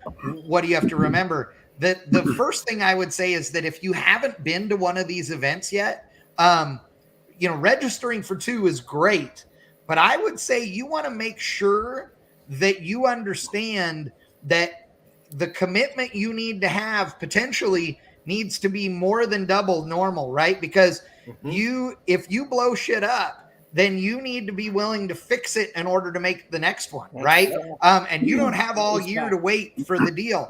And so my recommendation would be, if you're new to this and you're planning to do 2, don't do 2 that are only a few weeks apart. Do 2 that are spread far apart in the year. I mean, you guys, everybody on here has done multiple of them. What do you guys think, Starks? What would you say to somebody who wants to do more than one? Well, start with one, and then if that one goes good, then maybe try the next one. It depends on the level of your car. If it's a 14-second car, then you should sign up and go do it, because it all of them. All of them. Yeah. All of them. If you're muscling a heavy 10-second stick shift nitrous car, you better have a second engine, clutch, and transmission ready to go. Right. Which you do. I got to tell you, I had one of the times of my life on sick week, and it happened right before my eyes, and I didn't understand it. It was late one night, and we were rolling down the road, and Red was even there since he jumped in. Yeah. And there was like 12 or 14 cars in a row, 2-lane highway, 10 o'clock at night, and it's dark. And I got to tell you guys, it was really cool. There was 4 7-second cars. There was 4 or 5 8-second cars. There was 3 or 4 9-second cars. And then there was us. Yeah, you're the slow guy with a 10-0 car. And it was, I have pictures on my phone, like, this is the coolest thing I've ever seen in my life. It's Guido and Bill and Chad. I mean, it's all of us doing the same thing. We're just trying to get to the next destination. And right. Red was in El Toro with Doug, and they were leading the pack, like, and them guys are balls to the wall like everybody else, you know. And we're running through these towns at 10 o'clock at night, 2-lane highway, stopping and overflowing their gas station, making these people's month. And it was just amazing. It was just the coolest thing that I've been a part of. And if you're on Road Week, you will experience this. Well, and I'm glad you said that, because the thing about that story is you're talking about all on the road, which is, again, the thing that we tell everybody. That's where most of the memories are. I mean, you talk about overflowing a gas station. Like, I will never forget the time Doug Klein was in front of me at this one pump gas station somewhere on the way to Kearney, Nebraska. And we were all in such a hurry that he like finished up quick and pulled out, and I pulled up, and you had to pay inside. Like, you had to give her your card or whatever. Well, Doug was going to pay cash, and he drove off without paying. So we all fought over who got to buy his fuel. And of course, like 10 miles later, he had a broken rocker arm. And so we were on the side of the road fixing it. And we're like, hey, dude, you forgot to pay for your gas. And anybody that knows Doug Klein knows he was mortified. Like, oh my God, he felt so bad. I'm like, dude, we got you. It was fine. And he's like, oh my God, I feel so bad. I mean, it was, $25 worth of gas. It was no big deal, but it really was funny. And again, those are the stories. They're thrashing on the side of the road. They're, rebuilding a transmission on a picnic table. I mean, those are the fun stuff to tell. So please do not miss out if you are able to go to an event that allows you to follow behind. It's so worth it. It really is so worth it. I can't explain how worth it is. It is just the best thing ever. They're giving you a hard time, Blaine, because you're yawning. All right. That's because he's got a slave driver boss right there sitting in the middle. Yeah. You know, Yeah, Blaine, Blaine, we were talking late. before we started, and Blaine's on spring break, and his old man's got him working at the shop. Oh, yeah. Yeah. There's no rest for the wicked, man. We work hard to play hard, that's for sure. Well, and okay, so a common question we get, and we got this before the show last time, but I've gotten it several times this time, is, you know, how does everybody do this and still hold a job? And the answer for some of us is it is our job in some ways, right? Like, I mean, I own bangshift.com. It's what we do. So doing car events and stuff is, you know, part of our job, right? We stream all the Rocky Mountain races, etc. So that's part of it. But the truth of the matter is, if you're a regular Joe Schmo that works an 8-to-5 job, like Adam does, right? Adam does, he saves up his vacation time, or he works extra, right? He goes and does the things that are going to make his boss remember that he was the man that took it for the team. You know, when they have trade shows and this kind of stuff, Adam's volunteering to go so that he can get the time off that he needs to go do these events, you know? But I also know that some of the people that are on there, I guarantee you, and I think Bill's one of these, can attest, there are times where you're working on the road, you know? And Tommy and Bill both own their own companies. Yes. So they can speak to that a little bit more, because they don't get paid time off. He's on the phone. They can pay themselves if they want, but they're just taking money out of one pocket and put it in the other. Yeah. And that's it. Their And Bill, stuff is still got to be running back at home and stuff. Like, I have a job where I've got paid time off, and I think Rich has got a job where he has like maybe 10 months of paid time off, which is awesome for him. Really, really cool. I think Rich is just independently wealthy, and he pretends to have a job, right? Isn't that what it is? You want to look at my garage? I don't think so, fellas. But no, I mean, for sure, you're right. What do you light on fire? Time. No, that's from painting the car. That's from the bottom of my car when I painted it on a rotisserie. Yeah. Yep. I love it. That is awesome.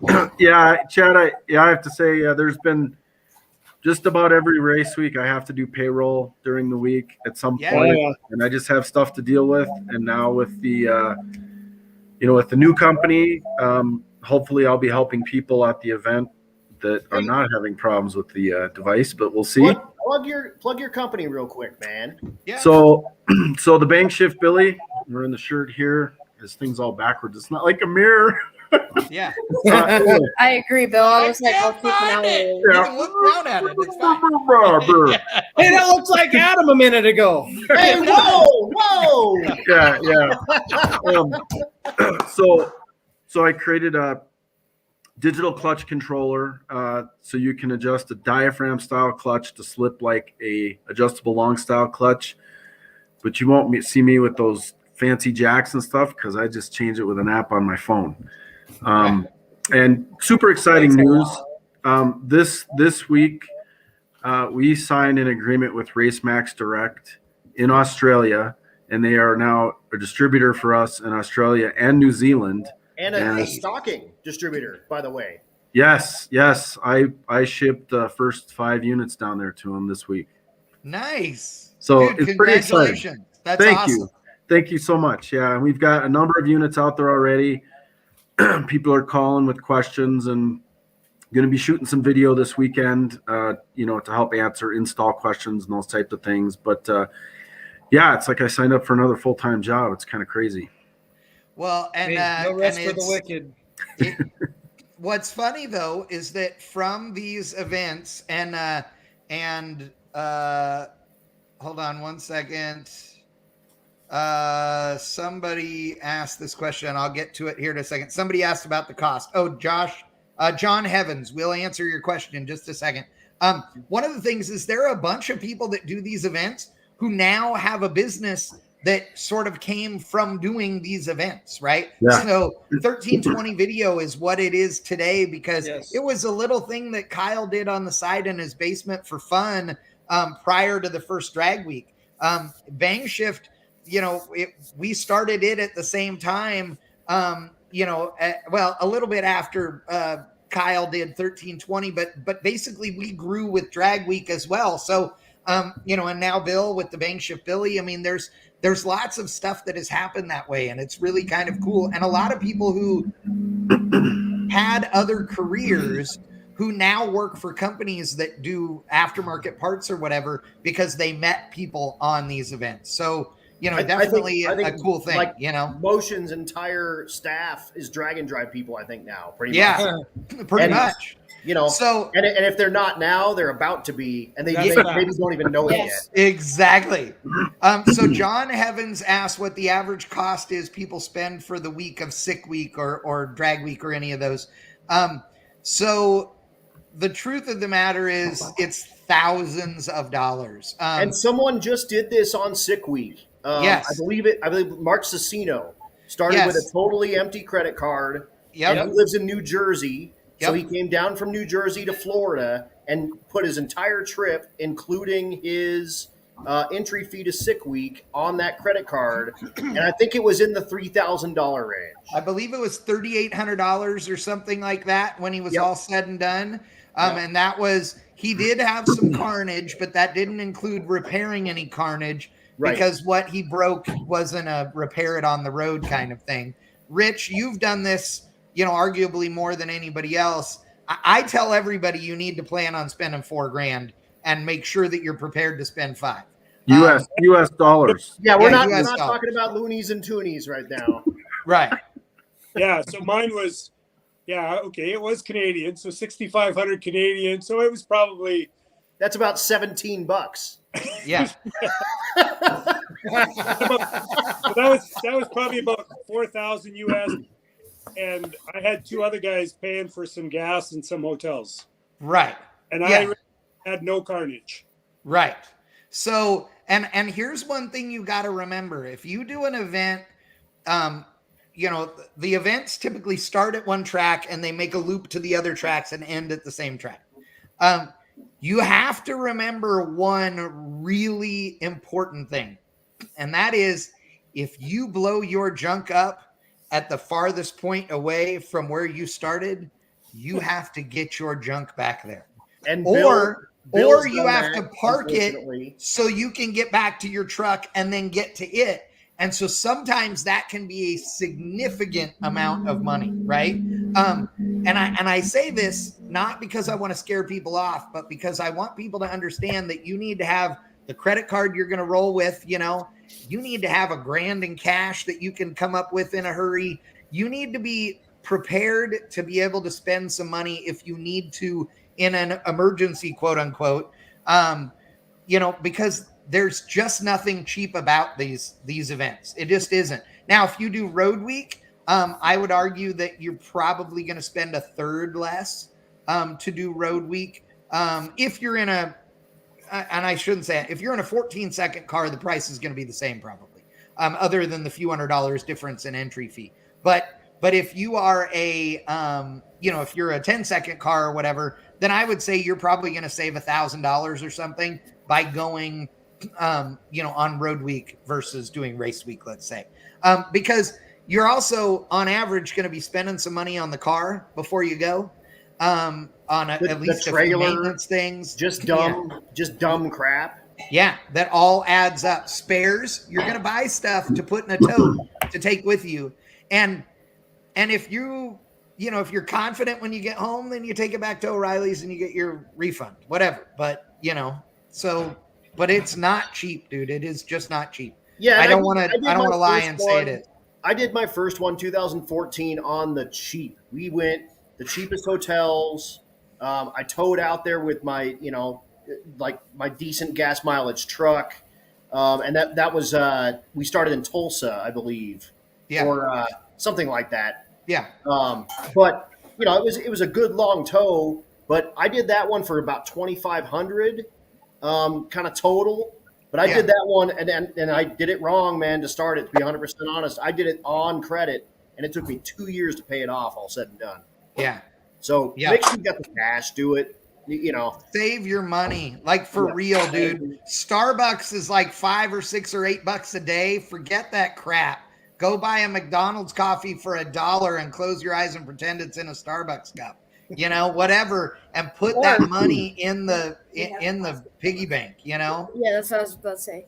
So, or just go buy yourself a $10 Starbucks cup and pour it in there. Then it's Starbucks. There you go. Now I will tell you that I had a guy that the other day that told me this idea for saving money, and it wasn't to go on a drag and drive event. It was to go attend a race. So it was. He's got to be going to the bathroom. He must be. Yes. It was to attend a race, and he said what he was doing was buying a $20 Visa gift card every week. What is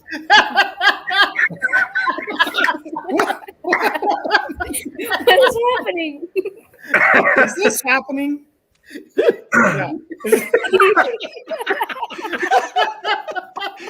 Oh my God, I love him. Oh, look at his comment. This is for Bill.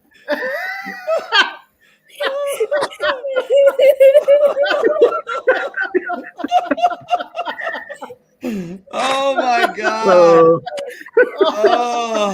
God. Oh my gosh. All right, you win the internet for Is tonight. it still on? Is it still on? Did you need some you attention? jackass? Did you need some attention? Is that what you're doing there? Oh my god. Oh, Guido, people at come home, to the I'm calendar. so sorry. Oh my God. Oh, you're the best ever. No, but what I was gonna say is this dude said that he was buying a $20 Visa gift card for himself every week. And that was what he was doing to save money. And he was going to take his stack of Visa gift cards to use it to go to the March meet for next year. So if that's what you got to do to save money so that you don't just have it sitting there in a pile of cash, do whatever you got to do. It's worth it. Somebody asked on the technical side, is there anybody there to help you when you have computer issues or what have you? And the answer is yes. There are lots of people running Holly EFI. There's some guys running big stuff, I would assume. There's fast guys there. There's plenty of tuners and stuff. Don't forget the Mega Squirt. And the Mega Squirt guys. That's true. And on top of that, a bunch of the vendors and stuff and a bunch of the sponsors will bring a bunch of that kind of stuff with them too. Yep. And with the sole intent of helping you get to the next spot. Yeah. Hold If on. you need help with something, do Clarence not says let that be we an need to excuse. have Guido calendars.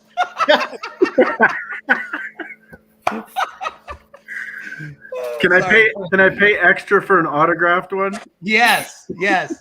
Oh, hold on. Oh, hold on. Look at this, Adam. Ooh, okay. We're holding on. Uh-oh. Oh my God, that's too good.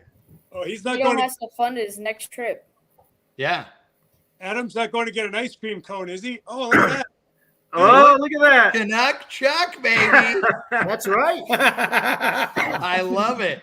That was on his car, and I bought this from him, and I asked him if he would sign that for me. So, Does it still work? I don't know. Are you Probably. going to make something so you have It's got to like use it? 35,000 miles on it, remember? Yeah, true. Yeah, but they sell rebuild kits for those. It's fine. Yeah, these are fine. Yeah. It's all good. It still works. That's the big boy race blow-off valve. That's a good one, I have to tell you. Yeah. Shop 209 is asking if tire vendors show up. You know what? Typically they do not. Sick Week did. On Sick Week we did. Mickey Thompson. Yes. And they actually Which is a brought the rarity, but it trailer. was cool. They were mounting and balancing and stuff. That was super cool. But that's the only one I know of. It doesn't matter if they show up anyway. There is no tires to be had right now. Yeah, there's that. Right. Yeah. There is that. Yeah, I've had my front I've been runners. waiting for a while for some tires. Yeah, I've had front runners on order for months. I just got my I think we all fresh. Yeah, I just got a fresh set of slicks for the back, but the fronts, man, are check few and far between. Check with all the sponsors for all of this stuff. Maybe can't be really picky for brands at this point. It just needs to be by size. But like Central Speed and Supply found me like unobtainium 17-inch front runners for my Cadillac. And they're a Race Week sponsor. But yeah, check it out. Check out all the sponsors and kind of pop in with them and see if you can get anything at this point. Look at that. We have Best Cams Fun Hot Girls video chat trying to that's for Bill on YouTube. Yeah. Yeah. It's I thought that was Rich. Wait, I need to get over to YouTube. I'm on the link here. It's oh, YouTube. Help me, Lord. Help me. Help me. It shouldn't have been that pose and look at the crowd we attracted. Yeah. We attracted the good ones there. Apparently. Yeah, apparently. The I'll get rid of them, but you know. Here's one of the things though too. Jay Hall says I clicked it and I'm very disappointed. Oh, that's too good. God, that's awesome. Who's the Cole Reynolds kid clicking in here? Good grief. I have no idea. I think Cole's in here, isn't he? Yep. Yeah. He's back at work apparently. Hey, Cole. Suck it, Cole. Oh, look at that. Dude, Barn nailed it. He already got rid of the hot girls whatever thing because he's that good. So let's see. Tatted Sailor. Anyways, Nick already has D60s he's talking about his something with his rock crawler. Oh, okay, gotcha. Niels Ole in the house. It's not Niels Ole because he's like from the Netherlands or whatever, but I think it's funnier to say that a guy from the Netherlands is Niels Ole because we can make him our Mexican brethren. I love it. So okay, we're like 2 hours in, so let's start wrapping this thing up. Okay, if we have one more thing to tell people on this Drag and Drive 101 episode, what would it be? Bill Armstrong is up. I know you're up, Bill. Let's see here. Should we talk about one thing? Heat management of the fuel system is crucial. If you don't do that, you're going to be an 8-hour drive is going to take you 14. Yes, it is. Okay, and so what Bill's talking about is vapor lock issues. So make sure that your system has the right return. Make sure that it is returning to the right place in the tank. Make sure that your tank is vented properly, etc. Actually, let me add something to that because Sure. I found this out as a happy accident. So there's a couple of things because I used to have to put 120 pounds of ice a day on my fuel tank to make it through. And now I've run that thing down to 4 gallons of gas when it's been 100 out and not had an issue. Yeah. So, and I'll try to keep it brief, but one of the big things was where the fuel rails bolt to the intake manifold. I cut those off and put phenolic spacers or plastic spacers in between that immediately drop the fuel rail temperature 45 degrees because it's just returning that fuel to the tank. Number 2, if you can run some type of fuel pump controller, and if you run the Aeromotive, the new brushless ones, they have a high and low setting. You want to return as least amount of fuel as possible to the tank because you're just putting hot fuel back in. And this is the happy accident that I discovered last year. I have those tip over vents. You know, if you roll the car, the ball slides over. So when this tank started to get hot, it apparently was just enough because they sit horizontally and not up or down, right? But perfectly horizontal.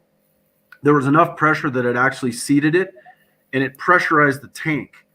Now, any OEM car on a hot day when you go open it, what's it do?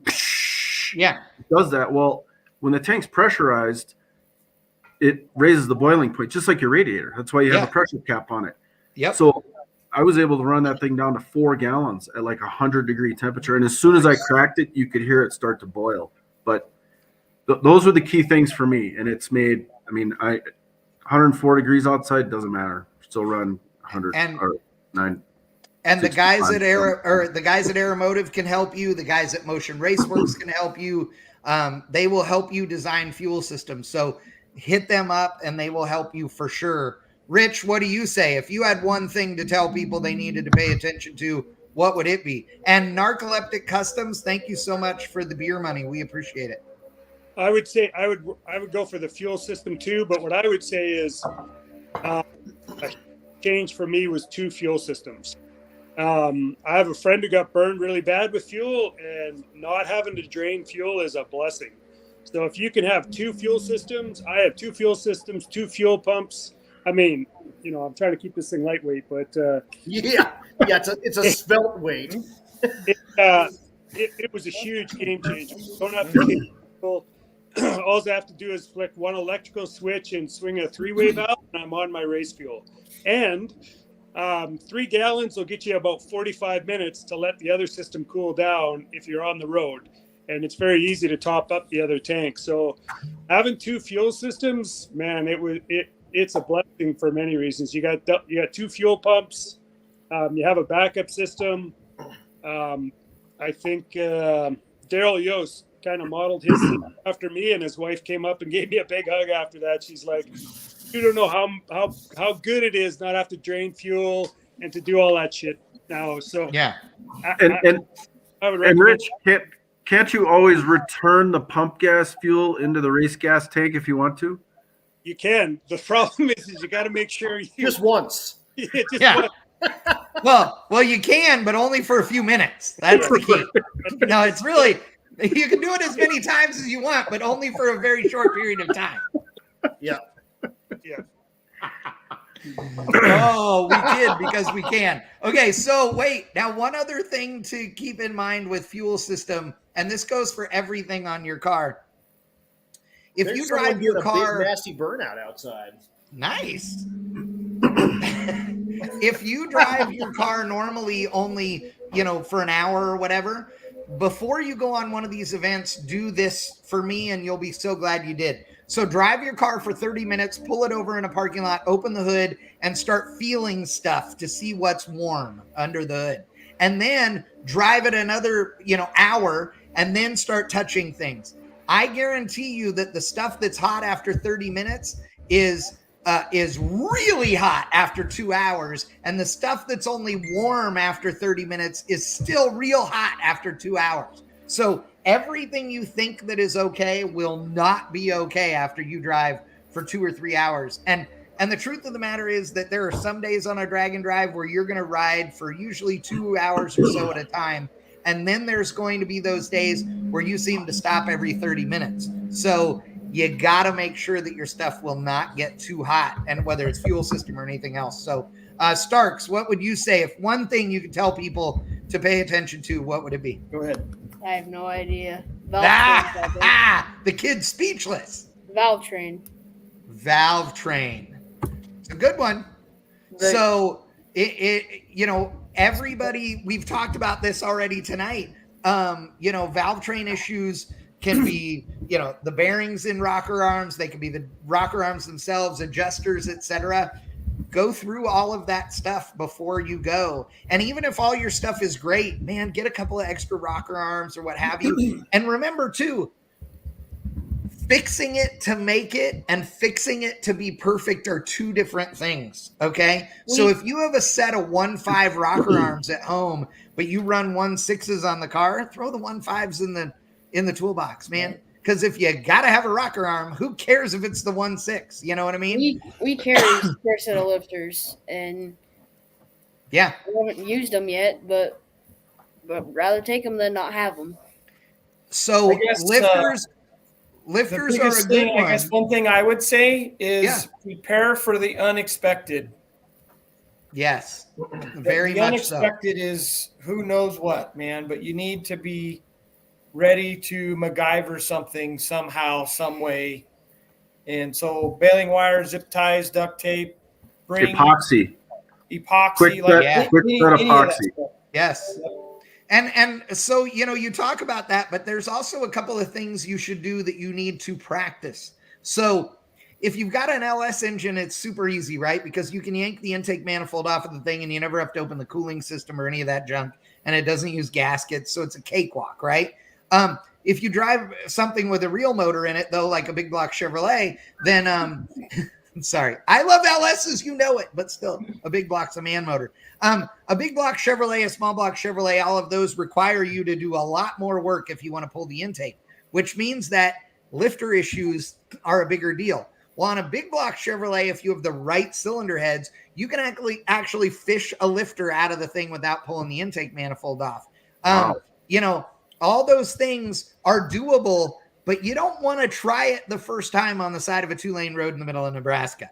So you need to practice some of these things, right? Listen to the people that break junk all the time and go, okay, what if they broke? How would I fix that on my own car, right?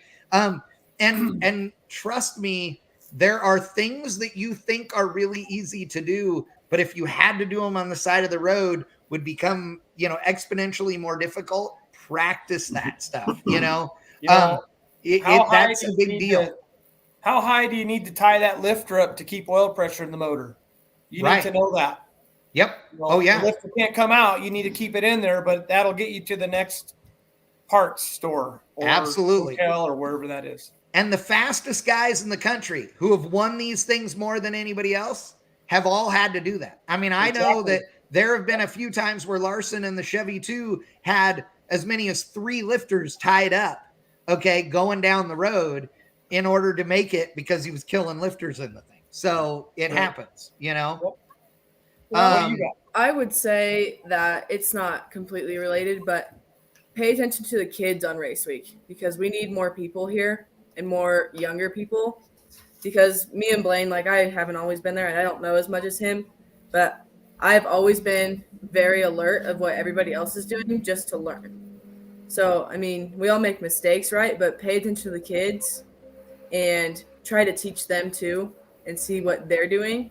And you can learn from kids too. Everybody can. What's up, Prika? Some people. Prika in the house. Yes, and I love that. That's Mac, number one. He's a fishy guy. That's number one for us is watch out for Prika. Yes. Yeah. Okay, so adjustable hammer racing. This is a huge one, and we have said it. Adam and I are big on this. Fire extinguishers. You should have 2 of them. Big, you should have large one that fire stays in your car and one in the pit. Yes.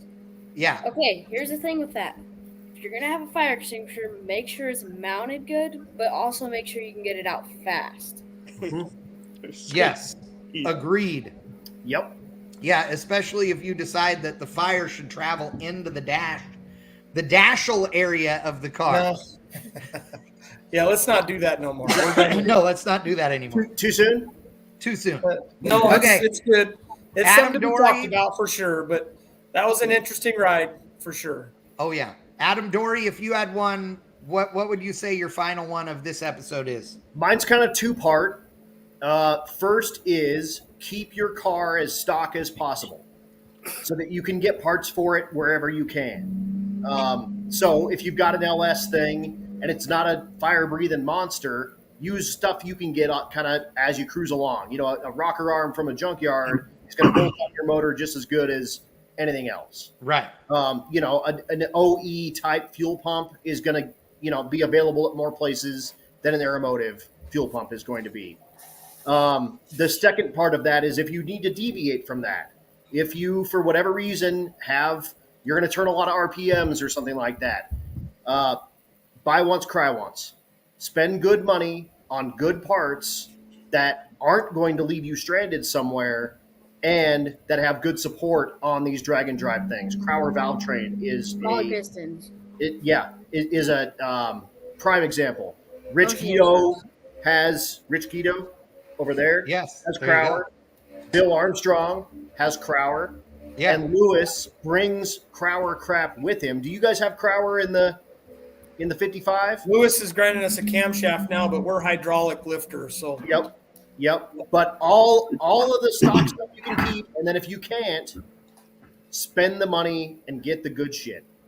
Yeah. Can I add one more thing that we didn't talk about at all, and I'll keep it very brief? Yep. Go ahead. Water. If you can't keep the operator hydrated, you're not going to make it, period. No. And that was actually going to be mine. I'm glad you said it, though, Bill. That's why we're friends. That's why we're friends. I know. People are bringing up beverages and first aid kits, and the truth of the matter is that's absolutely right. You want to make sure that you have water and the first aid kit and snacks in the car, because if you end up broke down on the side of the road somewhere or what have you, you got to have at least drinks and snacks so you can make it through the night and, get the help you need in the morning or whatever. Like, you need to survive. And the truth of the matter is, while it's unlikely you're going to cut your arm off, it's very likely that you're going to cut yourself at some point or whatever, or burn yourself. Make sure you have the first aid kit. It is important. And the thing is that, we joke about all these things because it's like, I got to have the cooler of beer, got to have all those things. But just pack the stuff that you're going to need for everybody. It really does matter. And it's not just about the emergency situation. It's also those times where you're like, you ran out of a drink, you're 70 miles from any civilization, and it's 100 degrees and you're in the car. Like, even if it's just a bottled water, it will make the biggest difference. I mean, I have to say that the best thing we ever did on drag and drive events was when we started carrying a cooler within reach of the passenger, right? Like, it yes. genuinely makes the world of difference. Like, you're driving along and you're like, I'm thirsty. Well, I need a drink. And Adam's like, what do you want? And he's looking through the cooler. I got these and these and these. I mean, that is really 100% no joke. Because there was a point where Rich Guido was having some fuel heating problems, and we were making it about 8 miles at a time, and we had to pull over. And we got to a little pull off, and it was a zillion degrees, and this was on a race week, and I think we were in like Arkansas, of all places.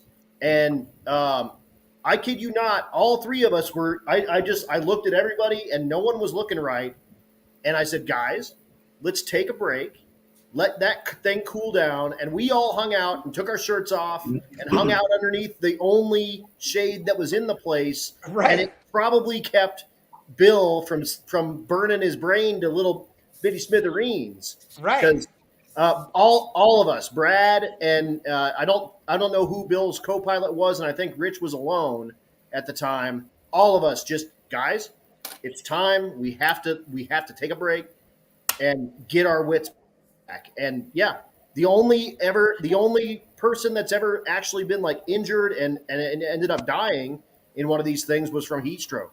Yeah, that was on a drag week. So that's a no joke. Rob Lipinski says electrolyte packets to add into your water. Yes, for sure, man. Water. And if you you may need it, and your car may need it. Yeah, and if you remember that one race week we did, we had multiple days over 100 degrees. Oh, yeah. I remember Bill Leak had one of those infrared thermometers. It's 130 degrees in the car by his feet. Yes. Yeah, that's no joke. It is no joke, and it's again, it's the little stuff. And if you get behind on staying hydrated, dude, it is so hard to catch up. Yep. It is so hard to catch up. And people are going, like I bring Pedialyte or the electrolyte packets or whatever. Neil said sugar and salt keep you in balance. So like salty chips and a soda. He's right. Like, you want to drink water, but you need to have something else, like have a Gatorade or a Powerade or a soda and a snack or whatever. It will make a difference and make you feel a lot better. And the thing is too, that it's way easier to make friends when you have a cooler full of tasty treats and beverages as well. I mean, I'm just saying, makes parking lots a lot more fun. So, and if you have a cooler and it's packed full of ice and drinks, they will all keep each other cold better. So that means you should have half water and half beer. I mean, because there's a thing there. Just a thing. That's science. Yes, it is. It's science. Okay, so why is it that Rich's dog doesn't need to knock over the computer and stuff? Because Rich has a good dog. Because Arlo's a good boy. Yeah. Your dog still has the cop for the He's awesome. Where's your dog? Arlo's a good boy. I think Otis went to bed already. Yes, Mike Pryka, cold snacks for sure. Come here. Okay, so I think if you guys want to see more of the Drag and Drive 101 episodes, because I feel like every time we keep bringing up more stuff, obviously we have a good time. The Starks with their pup. Obviously we have a good time doing it. It's great. If you want to see more of these and you have more questions, ask, and we will do more of these episodes. We are happy to do them. You know, Adam Dory and I, we love this doing is this fun, with you dude. guys. We have a blast with this stuff, and we like having you guys on here. And I see a bunch of new names. I see a bunch of old names, kind of in the tech stuff. Oh my gosh! See, Bill's dog's sleeping already too. That's just like Otis. He's like, yeah, he's loving it. He's so crashed out. That's awesome. But yeah, guys, for real, thank you so much for tuning into this stuff and kind of checking this stuff out. Thanks to dude Bill and Rich and the Starks, dude. Starks are bringing a rookie. Yes, for Mac. Rocky Mountain Race Week Super 1.0. glad to see you coming out this Mac year. That's going to be Attack. awesome. Here's the next thing. Don't be Who giving is- your 16-year-old daughter your dream 93 Fox Body Mustang. Yeah, danger. Hey, who's going to be your co-pilot, though? Mom. Nice. Mom, but I'll kind of be on my own. Wait. Yeah. No. Oh, look at that. I think brother and sister would be entertaining. Yeah, Tom's like, hey, I want to He might be hang out with kicked Mom out. too. He might be kicked out. Yeah. Well, Chad, I want to thank Chad for inviting us to come on here. Oh, absolutely. Yes. Thanks, I appreciate it. You guys, you were on my list of, of potential guests, and anybody that's watching, if you have somebody you'd like to see on the show, I mean, obviously anybody's welcome to come back. Bill and Rich and the Starks will be invited. But if any of you guys out there have a particular drag and drive racer that you'd like to have as part of our Drag and Drive 101, let us know. I think you should have Clint Sadowski on. I agree. I was thinking about Clint. So I agree. I think that's a great idea. And so let us know. Anybody else? Like, we'd love to do this. So we'll probably do another one here in the next couple of weeks. Remember, registration for Rocky Mountain Race Week 2.0 is Saturday. What time does it start at, Adam? Oh gosh, I don't even know. I don't know why I'm asking you. Adam doesn't know what time it is. I don't know and what anybody else is like, yeah. I have no idea Adam what sends time me it a is message at right. 6 o'clock and says 6 Central and says, are we on in 30 minutes or an hour and 30 minutes? Because I don't know what time it is where I'm at compared to where you're at. That's 100% true. It Shut is. up. Yes. But Google. Valid. Okay, registration is January 22nd, 9 a.m. Mountain Time. January. Google no. Hey, January. Hey, Dory, that's 1.0. 2.0. They're big. Oh, that dog. is one. Yeah, you're right. That's totally 1.0. Oh, God. January would be a little late. Yeah, you'd be way late. Or early, depending on how you look at it. It's Saturday, all right? Figure it out. Oh, ladies and gentlemen, thank you so much for tuning in. All of you idiots over there, thank you for coming and being a part of this.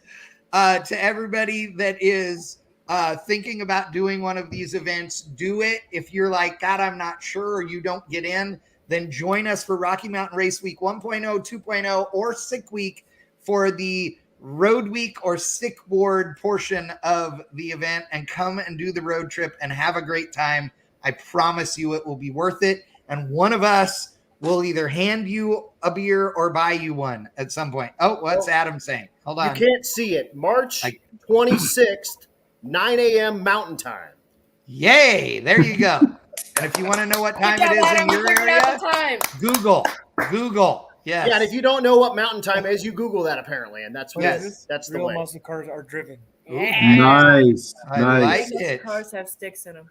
Hey, and let's not forget about Midwest Drags as another option for Drag and Drive. Yes, absolutely. I got right now on the bottom of the screen, we've got Drag Week, we've got Drag Challenge, which is in Australia. Of course, the Rocky Mountain Race Week events, Miles of Mayhem, which is in Canada, the Great White North version. We've got Summits Midwest Drags, and of course Sick Week in Florida. Those are the big boys. And there's still slots open for Midwest Drags. So if you want to get on one of these things and you don't get into 2.0 and you're like, boo-hoo, poor me, go to Midwest Drags, man. That stuff's cool. Yes. All of them are cool. Even if you can't make the whole race, come to an event. Come to one of the days or the nights. and say hi to everybody. I promise everybody will say hi back. Yeah, Absolutely. and I said that on Sick Week a lot. If you're within an hour of these tracks and you're not here, you're wrong. Yes, You're wrong. because you You're need wrong. to come and you need to come and support your local racetrack. And so Yes. if we're there, then come hang out. Like, seriously, here's the deal.